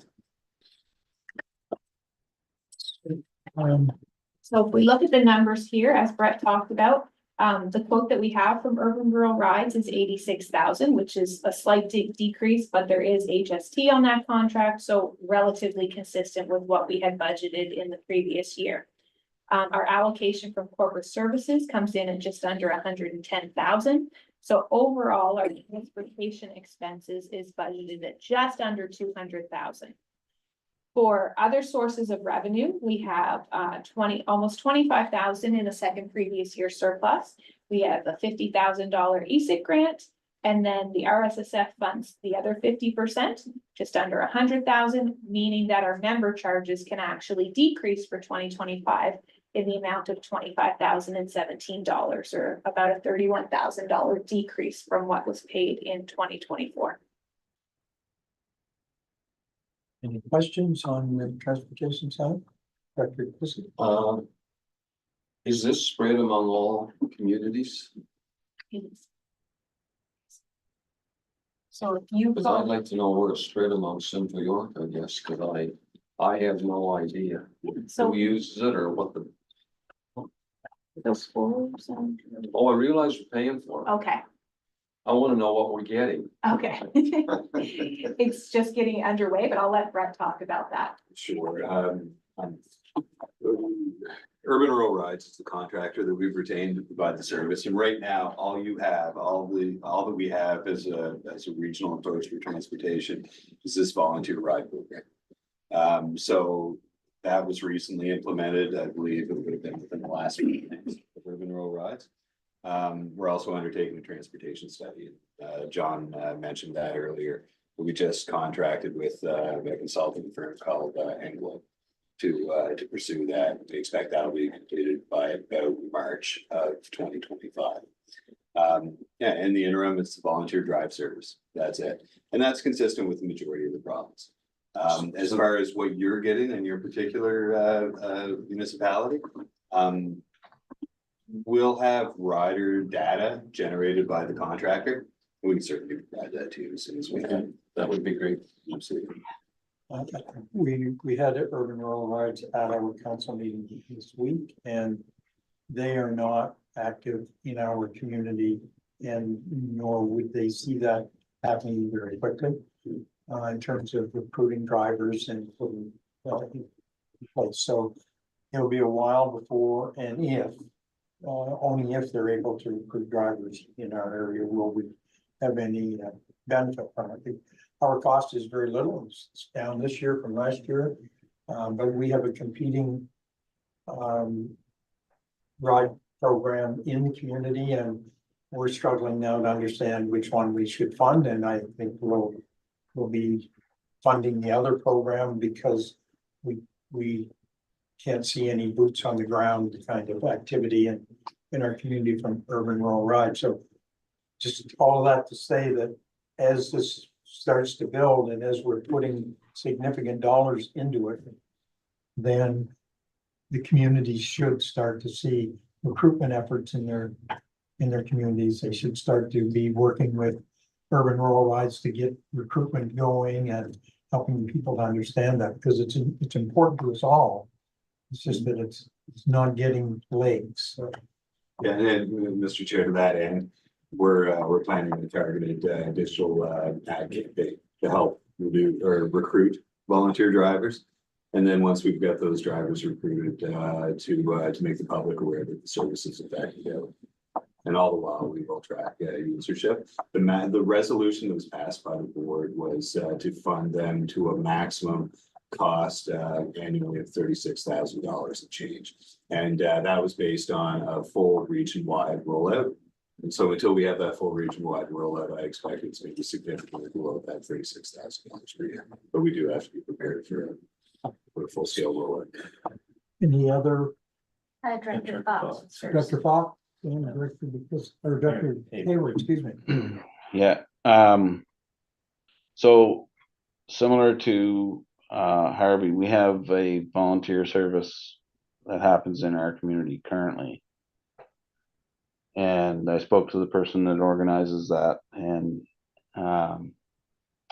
that local, I guess if you want to call it local committee, formerly would have received some grant money from ESIC, and that helped them to do their work and providing volunteer drivers to move people in and out of the community and around the community. And my understanding of it is that our local service, if you want to call it that, had a cost to the user that is significantly less than what would be proposed by Urban Rural Rides, or Urban, whatever the program's called. Are we do we know what the cost to the user is to using Urban Rural Rides versus, because I heard Director or Mr. Chair, you referred to in your community which service you were going to fund. And I'm looking at this, and I think if you're going to fund another service, you're going to be funding two services. Which if any, I would say, but yes. And their cost, I believe, if I'm right, is 70 cents. Through you, Mr. Chair, I can't speak to, I'm aware, Director Fox, of the service that you're referring to in the Naquick area. Yes. I believe the way it works, and I can't give you exact numbers for Urban Rural Rides, but the rides are almost entirely subsidized. And the $36,000 that's been committed by the board of directors, the vast majority of that goes towards ride subsidization. I couldn't give you a rate per kilometer for Urban Rural Rides, but I can certainly get that information for you. No, I guess I'm looking more in terms of the cost per, for the user. Right, yeah, no, and that's what I was referring to. I should have been And more clear. because my understanding is that the service locally is a significantly lower cost than what we're proposing here with, putting our eggs in one basket again, I guess. The only other thing I'd point out, Director Fox, and I could have mentioned it with your point, Mr. Chair, as well. Since local government reform, or I guess government reform, not just local, the world of ESIC and the way it funds these programs changed dramatically. So post 2022, all ESIC funding for transportation has to flow through the Regional Service Commission. And the Regional Service Commission is only able to access that money from ESIC if it's applying for a program, transportation program that is able to function regionally. So these local programs, while there are some disparate programs located throughout the region that were operating previously, they were never able to provide a truly regional service, and so they're therefore no longer eligible to receive funding from ESIC. Fine, but my point is that it's cheaper service, and we should be looking at getting at, if a local service is at a certain rate, we shouldn't be increasing it for the users. Yeah, no, that's not a good way for us to look at from a regional standpoint or a local standpoint. I think Director Fox, what I was alluding to though, is that lower rate that they're able to charge is based on receiving funding from ESIC, and which they're no longer eligible for. Correct. Right, so their rates will no longer be in fact lower than Urban Rural Rides. That was the pre-reform rate potentially. I just throw that out there. The ESIC grant is still going to contribute towards Urban Rural Rides, is it not, as part of our revenue? Yes, absolutely. Yeah, so it's just been taken from one pocket and put in another pocket. And that's what I'm saying, is if you put things all equal and the local service was cheaper, we shouldn't be we shouldn't be looking at a service that's gonna cost the user more money. Yeah. And what I would say, I mean, that's really a conversation to have with the province. Again, that goes with local government reform and it's sort of a governance discussion. I think there are two numbers that you will hear from urban rural rides. If you ask them what their kilometer rate is, it will be X, and I believe that is 70 cents. However, no one pays that. Very few people pay that rate. It's only the individual that probably shouldn't be accessing the service that chooses that as it makes that choice, that they would not subsidize and charge that 70-cent rate. But it is an issue as this develops. I wasn't aware that Nakawick and Harvey were the only two communities with a ride program. Because we're balancing two things. We're balancing cost, but we're also balancing that volunteer base. And if we're going to try and develop and move our volunteer base over, it's absolutely parallel to a fire department. So when you are dealing with volunteers and they are heavily invested in the benefit of what they're doing, we need to walk cautiously with them. And we, in our community, I can tell you, it looks like we'll just simply pay. You know, come to September and they'll make an approach to us and we'll pay until there's something else down the road, because we value the service and the volunteers. Yeah, they're your most valuable resource in a program like this. The hope, Director Fox, was that we would be able to They're not listening. migrate volunteers from the existing program into the larger regional program. If you're interested, Director Fox, I'm sure we could speak to Urban Rural Rides, and potentially they could come in and give a presentation to you and your council, and that'd be an opportunity for you to ask some of these questions directly to them and interact with them as an organization. And you can just let me know if that's something that you'd be interested in pursuing. Thanks, I'll let you know.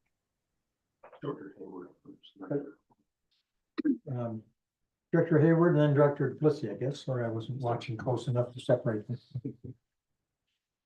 Thank you, Mr. Chair. First question I have was for Brett. You mentioned that the consultants that were involved in the project, who were they again? Anglo Consulting. We've used them on various projects in the past.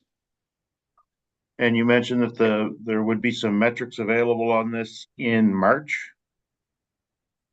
We're expecting to have the entire transportation study completed and fully invoiced by March 15th of 2025.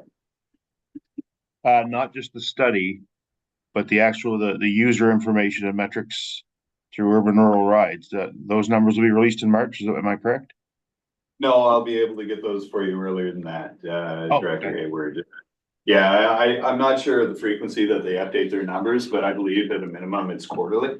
And so as soon as they become available to us, we'll forward them on to the board. Thank you. Director Duplessis. So just to clarify, Mr. Chair, the Harvey situation of the urban rides, you're willing to pay twice. You're willing to pay we're paying the service commission on the mandated line, and then you're paying from your budget anyway? I guess what I said is that looks like we're going to pay the amount we paid to the Regional Service Commission because it's mandated service. Right. And my guess is that when we get our presentation from Dial-A-Ride in September, they're telling us that they won't be able to continue because they don't have the funding from last year. And they'll be looking to us for funding. I think they'll find a sympathetic ear because of the number of volunteers that they have engaged in providing rides now. So Harvey rural community will end up paying twice the same as the city of Fredericton is paying twice. for I'm guessing that will be the situation, yes. Okay, I just wanted to clarify that. Thank you. Thanks. All right. That brings us to the Public Safety Committee, and Brett will talk about that a little bit. Very briefly. All right. Very briefly, again, two main points on the public safety budget. One, in this case, we've on the expense side, we've included the establishment of fund for $5,000 covering professional services. And that was at the request of the Public Safety Committee itself. Secondly, we've accounted for increased RSSF money. So fairly straightforward. So on the expense side, we have a small budget for printing and copying, which is consistent with last year. As Brett talked about, that 5,000, the committee asked that be included in the budget. And that'll be used for information awareness and review of emergency response classifications.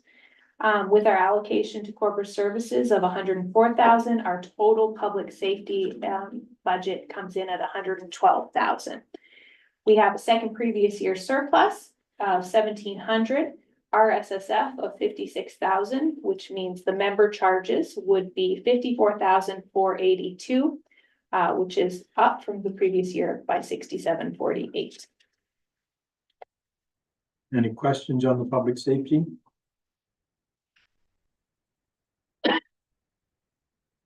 Don will talk about sport, recreation, and cultural infrastructure. Thank you, Mary Kay. So the drivers for this, were increasing professional service budget. And we have increased regional service support fund. And speaking with the committee, there was a host of things at for the professional services side.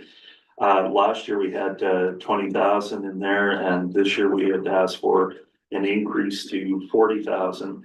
And they were looking, one of the major projects that were starting to emanate out of the committee discussions was around trail mapping of trail projects, connecting of communities in other ways other than just on highway with active transportation and outdoor. That was just one of the things that they had that the committee had mentioned. We can certainly add more to it as we move along, but those were that was one of the things that emerged out of the following a conversation after the vote on or just prior to the vote on the proposed regional aquatic center at the time. And we're saying, what do those next steps look like? What are the things that we want to focus on? Trails was certainly one of them. Active transportation is certainly one that's huge in the region. It's also come up through physician healthcare recruitment. Oftentimes we get asked, well, what do you have for trail systems? What do you have for connectivity? There's a piece that's being done right now with Nashwauk in cooperation with the city that I'm aware of, looking at the connection of trails there. And it's certainly a very topical piece in all areas. Pretty much all members of the committee had raised that particular issue. This would probably, if we do this, we would probably have a small amount of funding left over next year, and that may be used for an additional piece that may be done. So, but right now, the number one thing that emerged was connectivity of trails and development and promotion there through. So I just want to raise that with the commission or with the committees. Okay. Any questions on the sport, recreation, and cultural infrastructure? Okay. All right, so pretty straightforward, as John mentioned, we've included the 60,000 for professional services for those projects that he talked about. We have our allocation from corporate services of 125,000, giving us a total budget of 185,000. It's being funded through just under 20,000 second previous year surplus, RSSF of 92,700, and leaving member charges of 72,725. Which is a decrease of 3,500 from the previous year. Questions? Yeah. Should we move on to Planning and development and Lonnie.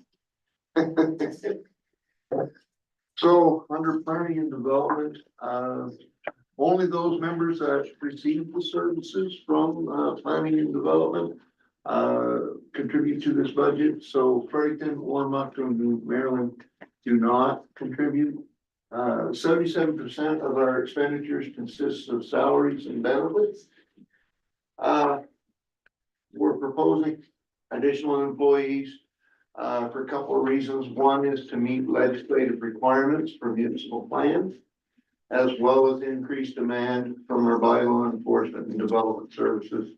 Those two services have seen a huge jump in demand and requirement in the last year.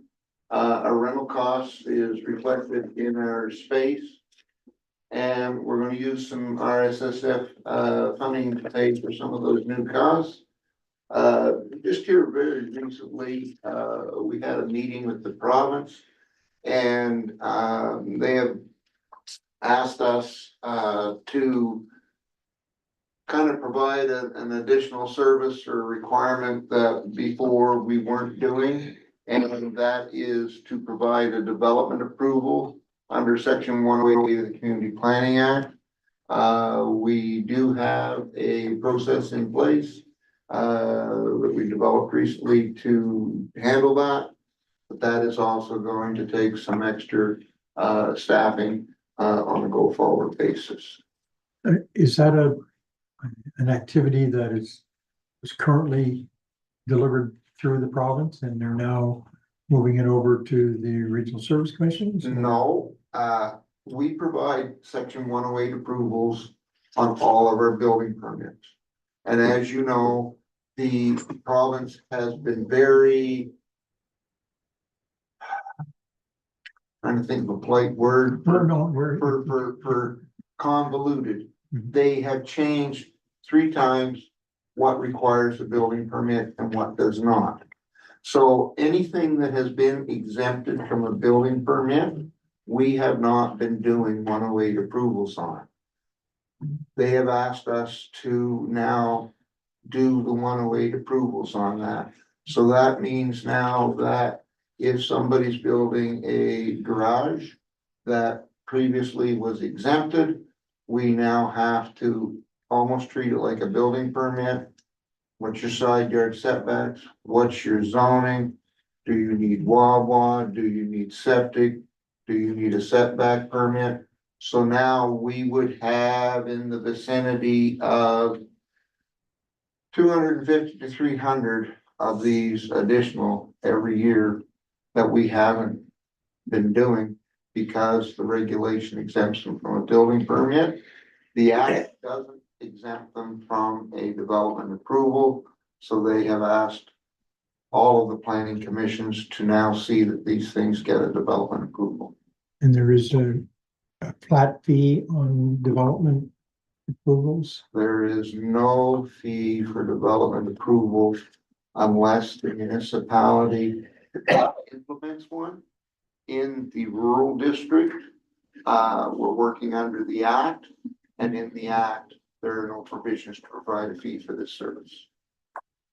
We can create a bylaw of our individual municipalities, or we can modify your fee bylaw to include a fee. Typically, in places that have a fee in place, it's $50.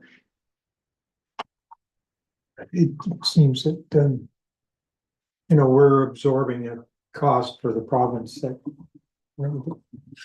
Yeah. So I think something to be looked at in there. Okay. Because there's a whole other issue out there, and that is that there will not be, in my community, I would tell you that most people that are involved in building at this point would say, you don't need a building permit for that.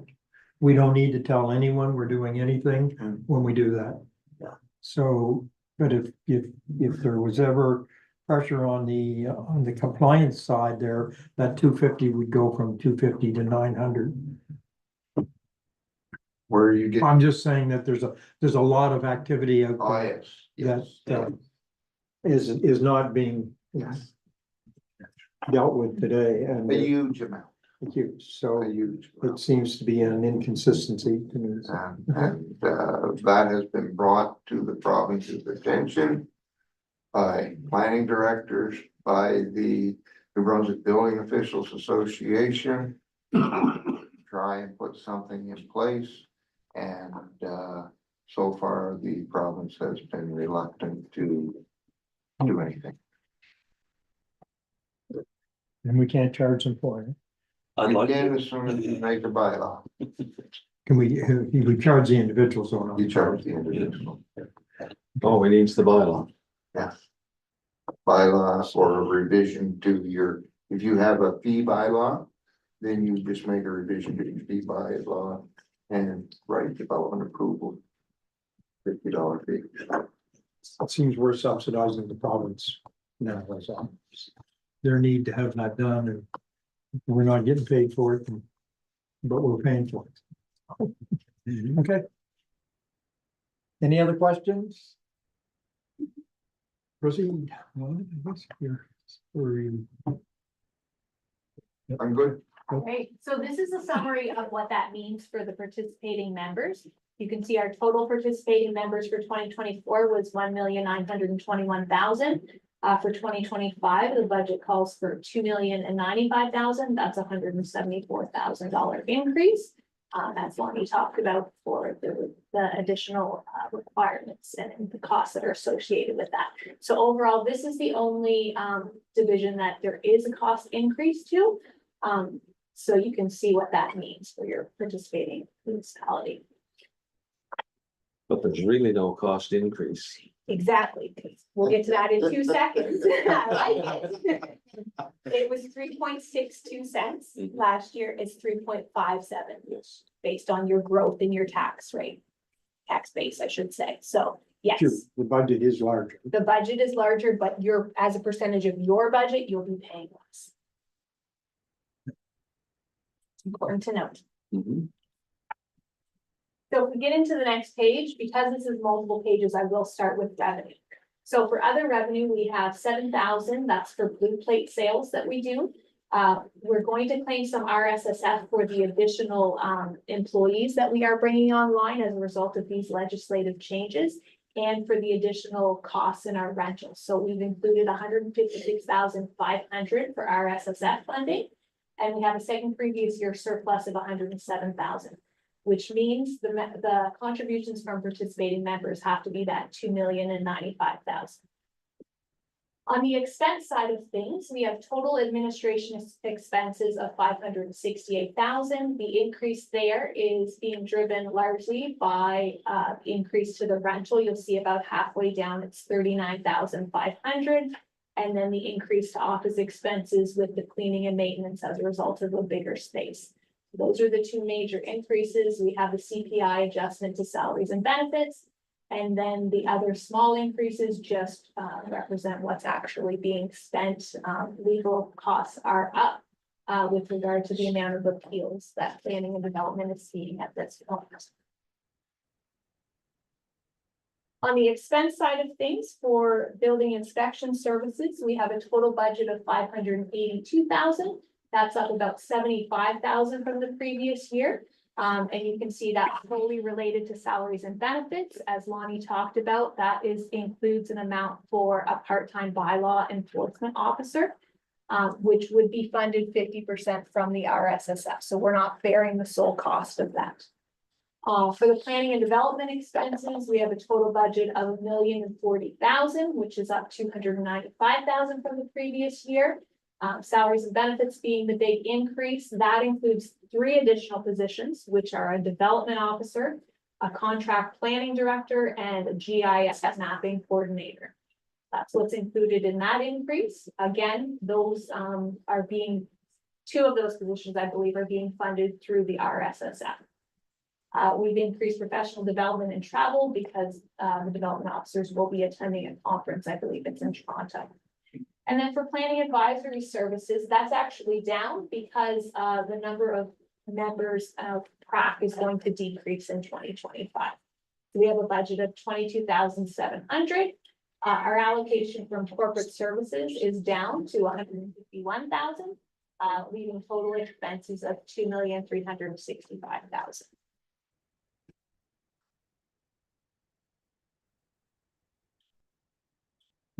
Any questions? I have a quick one about fees.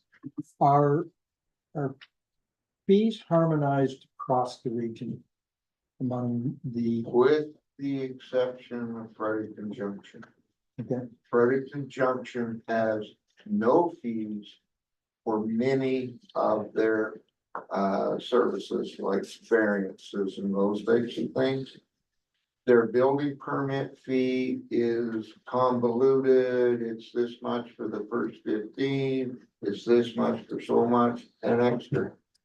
We had a building permit recently that would have seen a revenue of like $5,000 to the village of Fredericton Junction if their fees had been the same as everybody else's. So I sent an email off to them and I said, look, I would like you to consider changing them. And the email I got back is, yeah, we'll change them, but they're only gonna come halfway. They're not coming the whole way to match what everybody else is doing. And that's their prerogative to do that, but they're really leaving money on the table when there's no need to. Well, I mean, I think there's a balance that we need to, in order to get compliance, we need to encourage everyone to participate and get their building permits.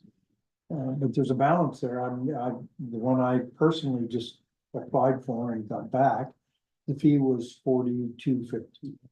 Right. But it has one inspection in it, and when I looked at that, I said, you can't come do that for $42.50. Even that one should have been more to bring you to Harvey and send you back to look at the wall that I'm putting in place, so that's. With the volume that we do our inspections not as an individual inspector having an area. We kind of do a trip, so somebody might be to Hamwell that morning, they run on out to Harvey, and then they pick up Nakawik in the afternoon. So it's not 3 mileages from Fredericton, it's a accumulation. The other thing that we would say could have a discussion over is there is a community benefit to a building permit, not just to the individual that's getting it.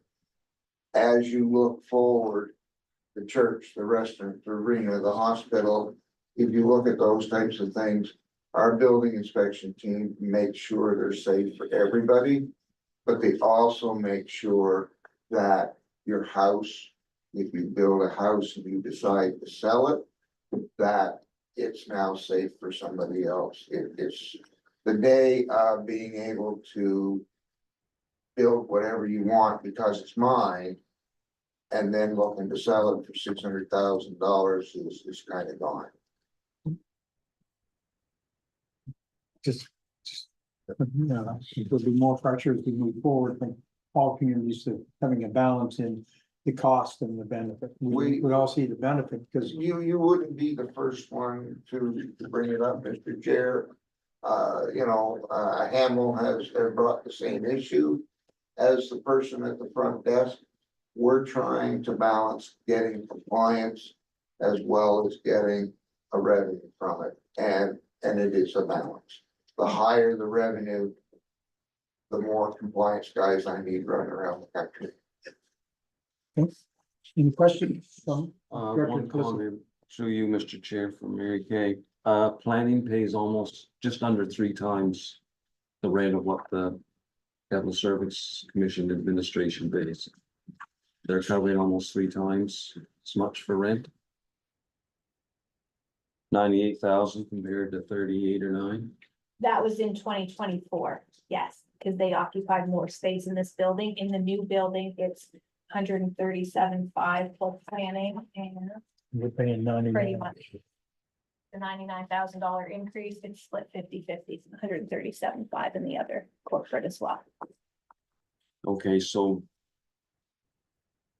they went from almost 3 times, now they're down to 50%, is that? Yes, trying to get the logic behind that. Yeah, so they paid, we're going to a 50-50 cost share. And whereas previously planning was paying 72%. Yes. 2 point some times higher. What's the logic behind that, I guess? Because additional employees will move into that new space, so it won't be 72% planning. That number is going to decrease, so it'd be about 50% planning, and the other share would be corporate. So increasing corporate bodies. Exactly. Thank you. Okay. Questions? Move on.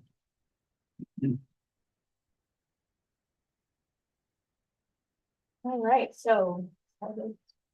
Solid waste. Thanks, Mary Kay. So yeah, last but not least, solid waste. Well, it isn't last but not least. I guess we could power generation after this way. So I'll just touch on the high points for solid waste. The big one is this budget's going to be based on 86,000 tons instead of 84,500. That's been inching up as we've seen actuals go up year over year, and we typically base those on a 5-year average. That has been past practice. It's been tough to hit the mark lately because of the volatility there. The second one is regarding to recycling operations. We all know about the discussions that have been going on with circular materials. They've been in many of the municipalities. We're negotiating with them on compensation. We've also got another active contract negotiation in play that I can't speak to in this particular meeting. I expect we'll have an opportunity to speak about that in more detail in the near future, though. But the net impact would be a reduction in associated costs for recycling. The third point would be the large second previous year surplus flowing out of from 2023. That's about a little over $1 million, and the bottom line, I guess, is the bottom line, and we're not recommending any tipping fee increases for 2025. We're going to hold them at 104.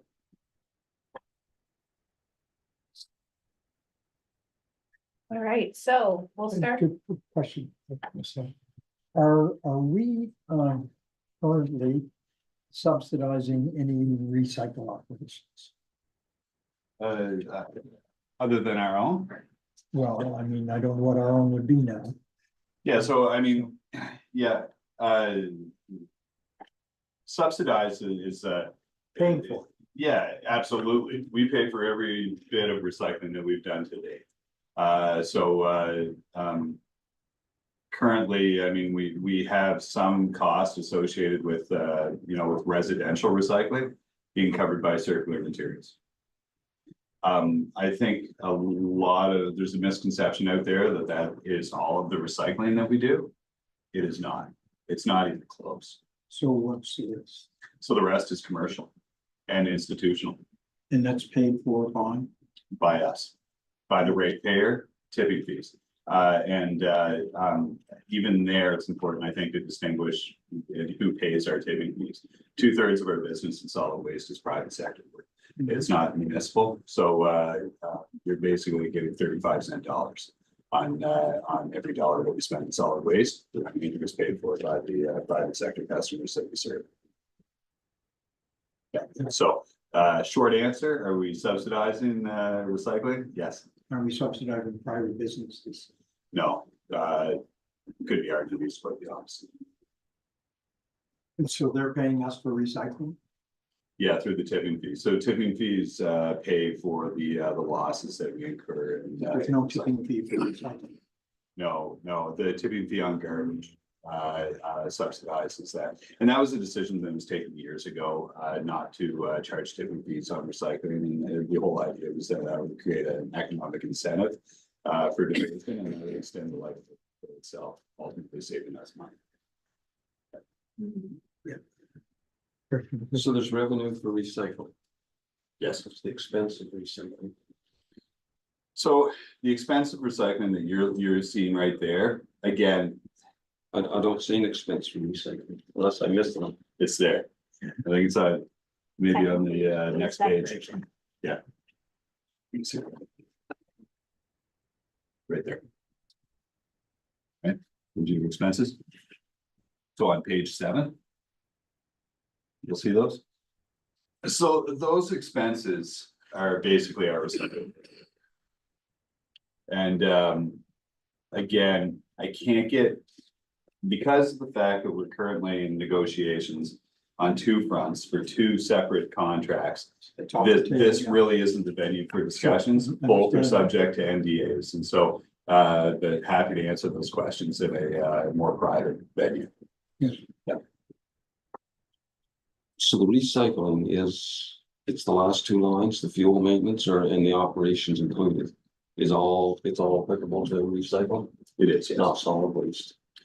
It's recycle is solid waste, but yeah, that's what we typically in the past would have referred to as recycling. We've got it referred to as diversion in this case. That's how the province refers to it, so we've changed our classifications. The only thing I will point out is salaries and benefits.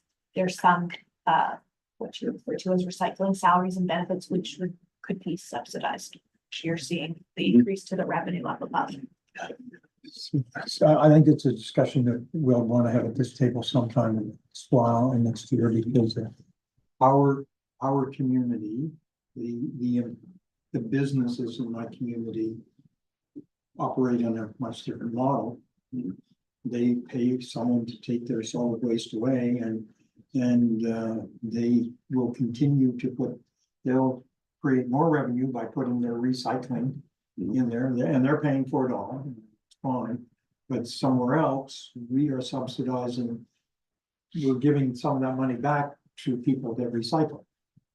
So I'm just saying we may have more than one system going, and we may want to look at harmonization of that through that. It's an excellent point. I mean, Mr. Chair, you're in a unique situation because you migrated from one service commission to another at the same time as the circular material extended producer responsibility program was rolled out. And so there were a lot of moving parts there. Some of the expenses that you're seeing in this particular budget would reflect the service that we provide to your community and all the communities within the region, which is the Recycle at Work program. And so that's the program that picks up at schools. That's also available for the businesses that you have in your municipality as well. I think we just all want to understand that better. If I'm moving my cardboard in the city, or I'm moving my cardboard in Nakawik, am I being treated the same way? And yeah, absolutely. We'd be happy to answer any questions. Okay, good. So we'll start with the revenue. As Brett mentioned, we have increased our estimated tonnage to 86,000 tons. So that's why you're seeing an increase of 156,000, because we are holding the tipping fee consistent at $104 per ton. Our C&D tonnage, we've also increased by 500 tons, so that's a budget of 255,000. As Brett mentioned, the change to recycling operations resulted in a significant increase to our revenue there. We're budgeting just under 964,000. Our other revenue is down for a couple of reasons. The first is UMB is no longer producing ash. They used to deposit ash in a pit we had, so we will not be receiving that revenue going forward. And trade-in value for the equipment that we plan to replace in 2025. We're just replacing one piece of equipment, a loader. So it's down significantly from the 3 pieces of equipment that we had budgeted for in 2024. Rental, there's no change there. And then as Brett talked about, we're fortunate to have a large second previous year surplus, which allows us to use that funding and not have to raise the tipping fee in 2025. So overall, our total budget is 11,535,000. Now, what's driving that in expenses? We have a budget for salaries and benefits of 426,000. That includes salaries for all of the different areas at the solid waste facility. So includes people that work in the landfill, people that work in the recycling. It's an increase of just under 209,000. And that includes 2 additional laborers from what was budgeted in the previous year, based on the workload at the landfill. For our maintenance costs, we have a total budget of 1,513,000. You can see that is up about 209,000 from the previous year. We have an increase to capping and landfill maintenance of 74,000. That reflects what we are actually spending on rock at the facility. And then for landfill gas maintenance, we've increased it 209,000. because a pipe extension project for landfill gas capture is planned in 2025. For water treatment, that's down 110,000 because we included a curtain repair in 2024, so it's not ongoing. We're able to decrease that. And then household hazardous waste is up 20,000, which reflects our current volume and pricing. For equipment costs, we have a total budget of 1,284,000. That's actually down 41,000 from the previous year's budget. We are budgeting to have less fuel costs in 2025. The reason being we have seen a slight decrease in the price of fuel that we are paying, but we do pay a lot in fuel, as you can see. And maintenance is relatively consistent. It's up slightly, and our lease rental costs are down by 4,500. On to the next page, the Baylor facility, we have a budget of 741,000. That's up 150,000 from the previous year. There's two main reasons for that. We are seeing an increase in the wire pricing, where we use the wire to bale the garbage bales as well as the recycle bales. And then for the Baylor building, we've included 125,000, which would facilitate replacing the car conveyor for the garbage. It hasn't been done in a number of years and it is in need of replacing. For waste diversion or recycling, if you want to call it, that represents our change to operations as a result of potential changes that are being discussed. We have a total budget of 166,000. That's down from 491,000 in the previous year, or a decrease of 325,000. On administration expenses, we have a total budget of 1,278,000.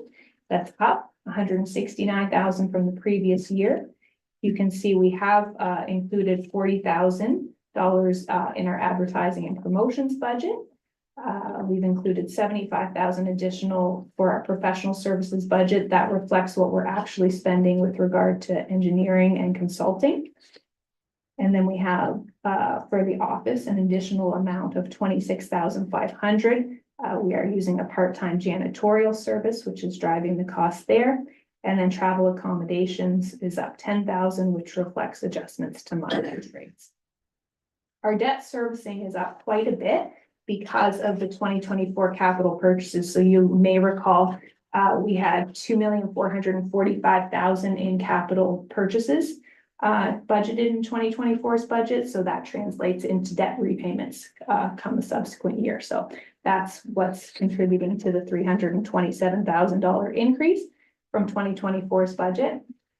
Our post-closing costs are determined based on when the landfill will close and how much money we have to set aside to have funds available to look after those costs. So there's just a slight increase there, total of $11,040. For capital expenditures, it's a relatively minor capital year in 2025. There's not a whole lot of pieces of equipment that need to be replaced. This 235,000 that you're seeing, that includes 110,000 for site paving and 125,000 for a forklift purchase that would be used at the Baylor facility. There's no cell construction that will take place in 2025 as we have sufficient space to get us through. So overall, you're seeing a decrease in capital expenditures of 622,000 for 2025's budget. We have been budgeting to put money aside into an operating reserve of 50,000. And because we have the additional money coming in from the second previous year surplus, what we're proposing is to put 625,000 into a capital reserve. We're in the early stages of working on a capital reserve policy, as we've talked about, and revising that. And so we're just, before we make any changes to those reserve policies, we need to do a little bit more information and get a little bit more information. And those will probably be forthcoming to you in the fall, if everything works out with that timeline. So because we have the additional money in the second previous year surplus, we have the ability to put some money into the capital reserve fund of 625,000. We have our allocation from corporate services of 482,000, leaving total expenses of 11,535,000. Looking forward, as I told you, when we do the budget, we always like to look forward and see what that means for subsequent years' tipping fees. We're in a little bit of an unusual situation in that we don't have signed contracts with regard to the recycling facility. And we don't have any experience as to what that's going to look like. But if everything held equal, probably next year you are looking at a tipping fee increase of about $4. So there is pressure on the tipping fee going forward, so I just want to let you know, putting some money into the capital reserve is wise at this point because it will allow us to manage the tipping fee going forward. And allow us to smooth that and not see those significant increases and jumps that we'd like to avoid. So for capital projects, as I mentioned in the budget, we have 110,000 for paving, 125,000 for forklift. That would be paid for through our operating fund. And then we are, there's a loader that needs to be replaced for an estimated cost of 410,000. That is something that we would typically borrow through the Municipal Capital Finance Court. And so this is required disclosure for us to apply to them. We have to say that we have disclosed this to the board, so it's something that I always include. So if we borrow 410,000, it's estimated to cost $2,270 in 2025. And then going forward, as we repay that loan over 5 years, it would be $98,700. But we do borrow every year for these large pieces of equipment. So what happens is usually debenture is retired and a new one is added. So depending on what equipment needs to be replaced, sometimes they tend to balance each other out. And it's also important to note that our debt service ratio is estimated to be about 11.33% with the addition of this piece of equipment. Any questions? Okay. Anything about generation? I'd love to say something about generation. Generation's been performing really well. We've swapped out both engines at this point. We've got a new system operator. Everything's been really clicking for us. So we're at record outputs, and that means record surpluses. We're not allowed to, we have to have balanced budgets. So surpluses are always transferred into reserve, and this year's budgeted transfer, I should say next year's, is $692,348. So as Brett mentioned, we are seeing record outputs. For generation revenue for 2025, we're budgeting 1.5 million. We have been conservative with that estimate because we do have a major hourly maintenance required on the engine, so there will be some downtime. So 1.5 million is a conservative estimate of where we expect to be for 2025. We have a second previous year surplus that came in from 2023 of 318,000, giving total revenue of 1.8 million. On the expense side of things, our maintenance and repairs costs are up 200,000 from the previous year's budget because of that 20,000 hourly maintenance interval that's required on the engines. Operational expenses, which include salary and benefits, as well as oil and costs associated with running the engines, is 198,000, slight increase, which has to do with the CPI adjustment. And then for administration expenses, those are pretty consistent with the previous year, 60,525. Our debt servicing is down slightly to 312,000. We now only have 2 debentures in power generation for the 2 engine refits. Our allocation from corporate services is about 105,000. And then the 692,348 that you're seeing, that is what the estimated surplus is for 2025. And we'll produce a balanced budget. So we'll say we're going to transfer that over to the capital reserve fund. And actually, it's important that we build up that reserve fund because in another probably 6 to 8 years, we'll be replacing those engines again. Yeah, so it would be nice to have funds available so we wouldn't have to actually go out and borrow for that engine replacement. We would have the reserve fund set aside. Any questions? Okay. There. That's it. Short and sweet. Thank you very, very much.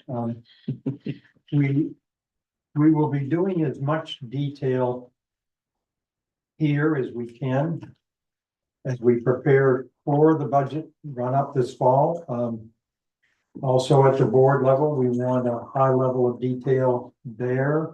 So apologize for the length of time that we've had to take today to get through this, but it's all about making it work as we go into October and November and making sure that everyone is understanding what our budget is, and if they have any questions or input, that we get it dealt with early. So one of the asks that I kind of have out today is that on the budget side, I'm seeing some key messages that we need to put in place that reflect some of the decisions. For example, the overall cost to all communities is down. And we need those are tools for we don't want to deceive anyone about how things work, but sometimes a clear message about where we're at in a few speaking points could be helpful on in the community side. So that's something we can think about as we move along as well. Okay. With that, we'll have a report to committee or to board in September. Anything else before we move towards an adjournment? Would you like to meet again to discuss anything? Well, or that's a good provide question. feedback? So do committee feel they have enough information now to move to the board meeting, or would you feel that we should be meeting again between now and September 5th? It's September 5th, yes. Dr. Fox? I think we should meet again between now and then. So we can absorb a little bit more of this and.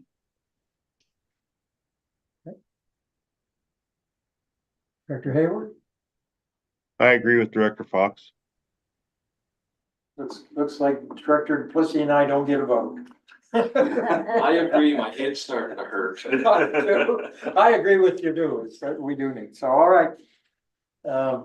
We will have another meeting in between, and we will leave that with you and John to work with us to find out when that's gonna be. And Mr. Chair, if I may, through you to the members, I'll be away for part of this juncture in terms that depending on when I have a daughter that's moving out of province to pursue a PhD, and it's very important that I be there as opposed to be divorced. So I'll try to participate from wherever I am in the country, but it looks like I'll be probably somewhere between here and London, Ontario, probably for the next meeting. I'm not sure. We'll deal with that. You're in good hands with this team. You're in good hands. Motion to adjourn. So moved. I so moved. We're out of business. First time everybody was smiling today. Oh, wow. Thanks, folks.